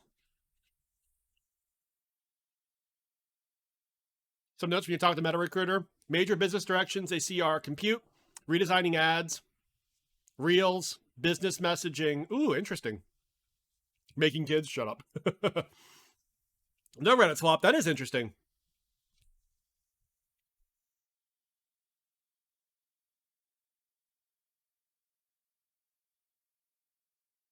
I like that. Redesigning the ads. Yeah, that's an interesting.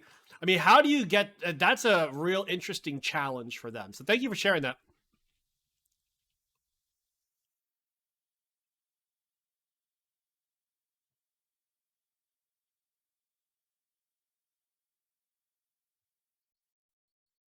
I will still assume they were never on a full hiring block.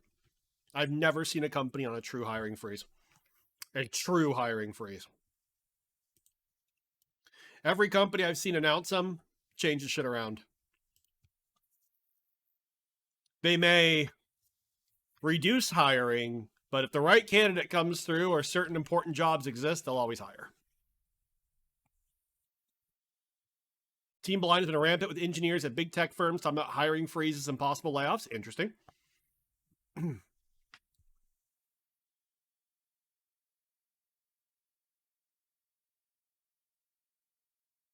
The VIX is down 0.69%. Nice. When the SPY is up $10 today.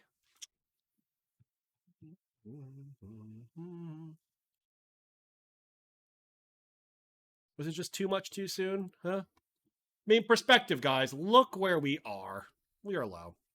Hey, Mr. Googly Eyes. Any thoughts on Credit Suisse and Deutsche Bank? They're shitcos masquerading as banks. Fuck them. Fuck them. They're shitcos. Now, I'm going to defer to Andy Constant, who said, if you think the company is going to truly bust, based on credit default swaps, it was pricing at like a 5% chance. So I think it's a bunch of bullshit.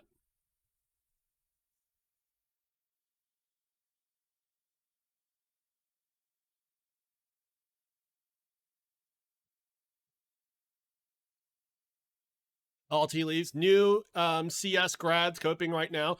I'm not going to speak directly to Meta or Facebook because I don't know if this is true or not.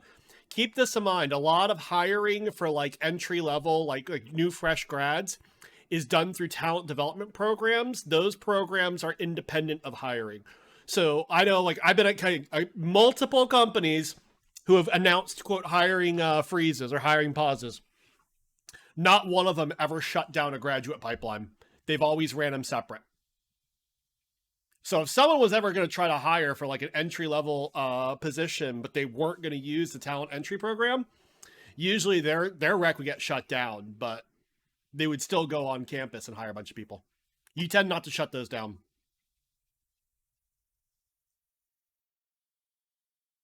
You do love talent development programs? Yes. Aren't hiring freezes only done for semi-useless, extremely overpaid junior positions? Not necessarily. The problem is companies usually don't know which positions are necessarily, the overpaid or underpaid. You ask a manager and they're always going to insist, no, my position matters. My position's important. Mine contributes to bottom line, etc. And I've seen that happen in HR people and finance people insist that.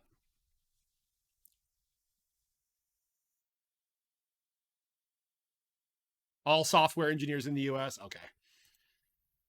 Not going to go there. I know my audience.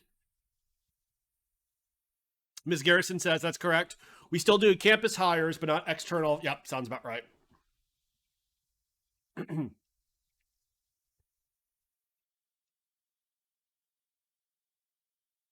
At least in your group, got it.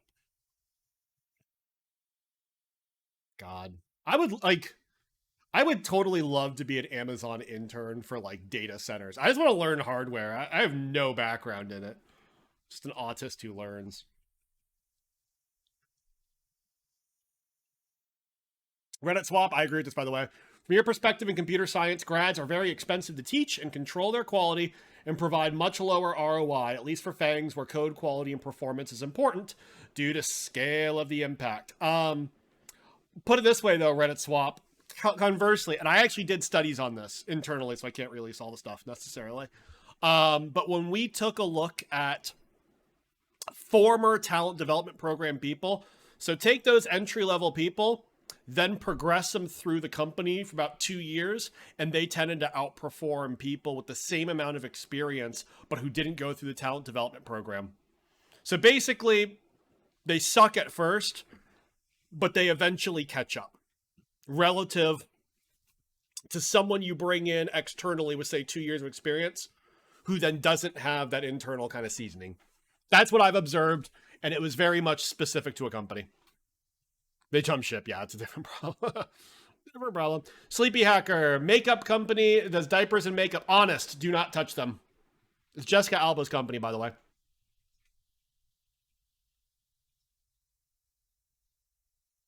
Real tea leaves. They ask a stupid question. PIP.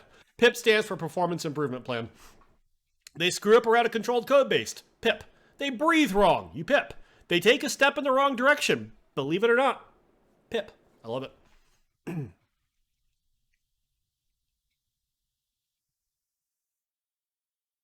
Yeah, market, yeah. We can't pretend like we're surprised, Windmaster. Come on, we were up 3% today.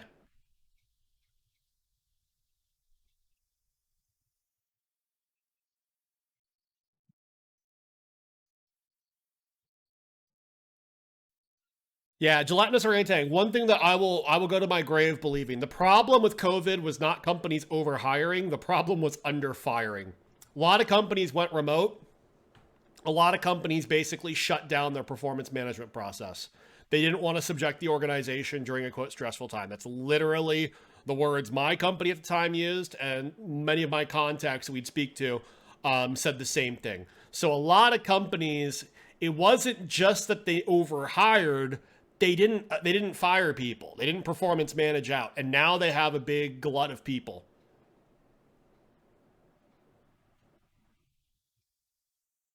Hey, Nick, how you doing? If market doesn't dump tomorrow, think SPY will rally a bit. I don't know. Today to me is more about currency and bond yields. Okay, so the U.S. dollar was showing strength today. Or sorry, weakness. All right, against all the other currencies. At the same time, bond yields dropped. I think today was a very mechanical day. So big funds saw bond yields down, dollar down, and said, fuck it, I'm going to buy some shit. Now, overnight, if this unravels, I think it will change. I don't think today is about Fed. I don't think today is about much. I think today was purely mechanical. You think any prediction on the direction of SPY is worse than just asking the magic 8-ball? First time chat from Stoby. And Stoby, I agree. I agree with you.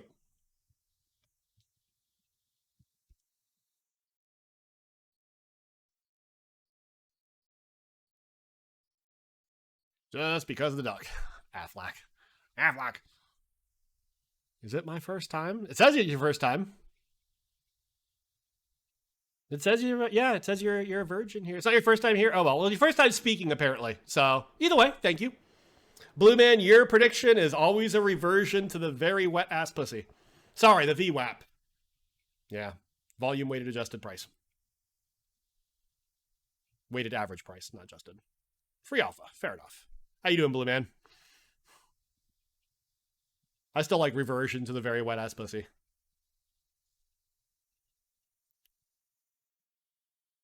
I did not call him a virgin. Did I? Shouldn't have. Volatile wet ass pussy. Very wet ass pussy. Here's the real question. Is it like wet ass or is it ass pussy? Right? Because I think ass pussy is like a prison term. Yeah, just saying. Sleepy Hacker, yo, be real. You don't see a single stock better than Intel. Are you crazy? Yes. Yes. Yes. Just so you understand, it's not the price of a stock that matters. It's the market capitalization. Okay, so a company like Intel's market cap is $108 billion. It trades for $26 a share, roughly. 27. Okay. It's got 4.1 billion shares. Compare that to AMD. All right. AMD is 103 billion in market cap, but it trades at $66. Why? Because the amount of shares are so much less. All right. So look here, AMD, it's trading for $66, right? But you can see from a market cap up here, it's 103 billion. So I'm gonna take a chance. I can't be an asshole to everybody, just you. But yeah, most people I assume know about the ARC GPUs. I'm gonna assume that's the case. Ultraman, I don't even think Intel's is correct, by the way. I think their PE is much more than 10. I actually think it's like 17. Yeah. I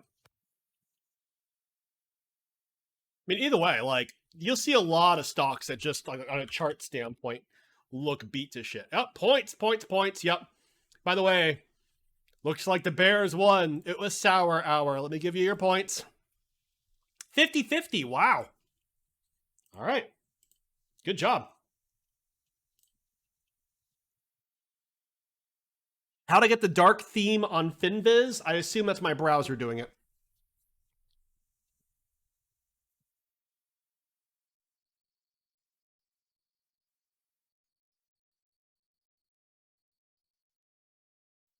Is Qualcomm's forward PE finally under 9? I don't know.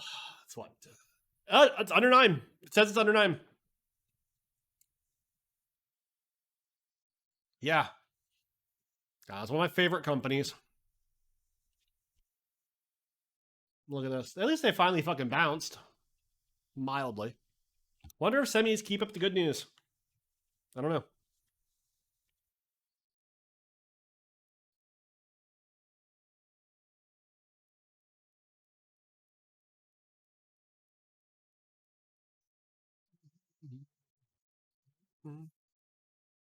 Mm-hmm. By the way, I'm pretty sure we didn't have any severe earnings tonight. Yeah, no earnings at all. Tomorrow morning, Acuity Brands. SGH, which is what? Oh, I fucking know the answer to this. Why am I not? It's yeah, Smart Global Holdings. It's a semiconductor company. Not the good end of semiconductors.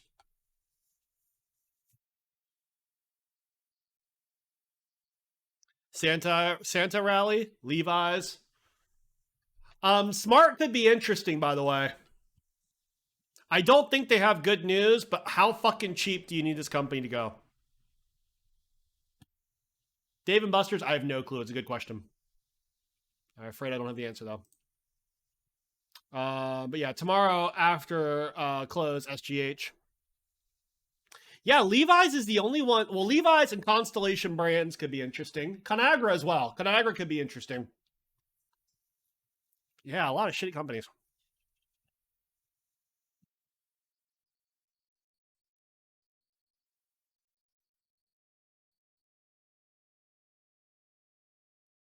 Yes, I am number 2 in stocks and bonds. What can I say? Everyone loves the bussy talk. Yeah. And trust me, it is weird to me, the idea that I am number 2 in a category. I will say, first of all, Stock Guy does not stream under stocks and bonds, so that helps. All right. And second of all, there's so many technical traders that me not being a technical trader means I have a niche. Do not buy GameStop. Please, my friend. Please be careful with GameStop. That one's a trap.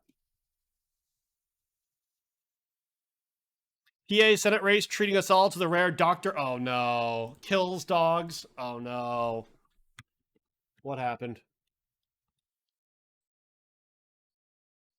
New investigation conducted studies that killed over 300 dogs, including an entire litter of puppies by injecting expired drugs into their hearts. Oh no.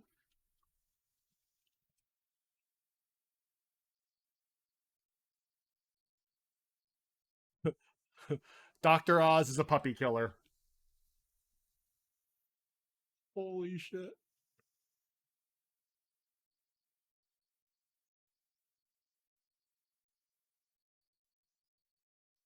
Yeah, Steely, that's fucking wild. Into their hearts? Damn, that's metal as fuck. Ugh. Wow.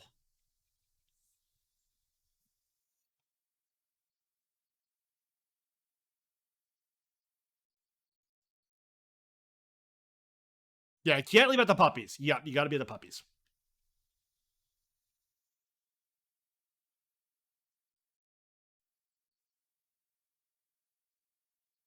Anyway, folks, let's go ahead and catch up with our good friend Jay Jared. See how he's doing today.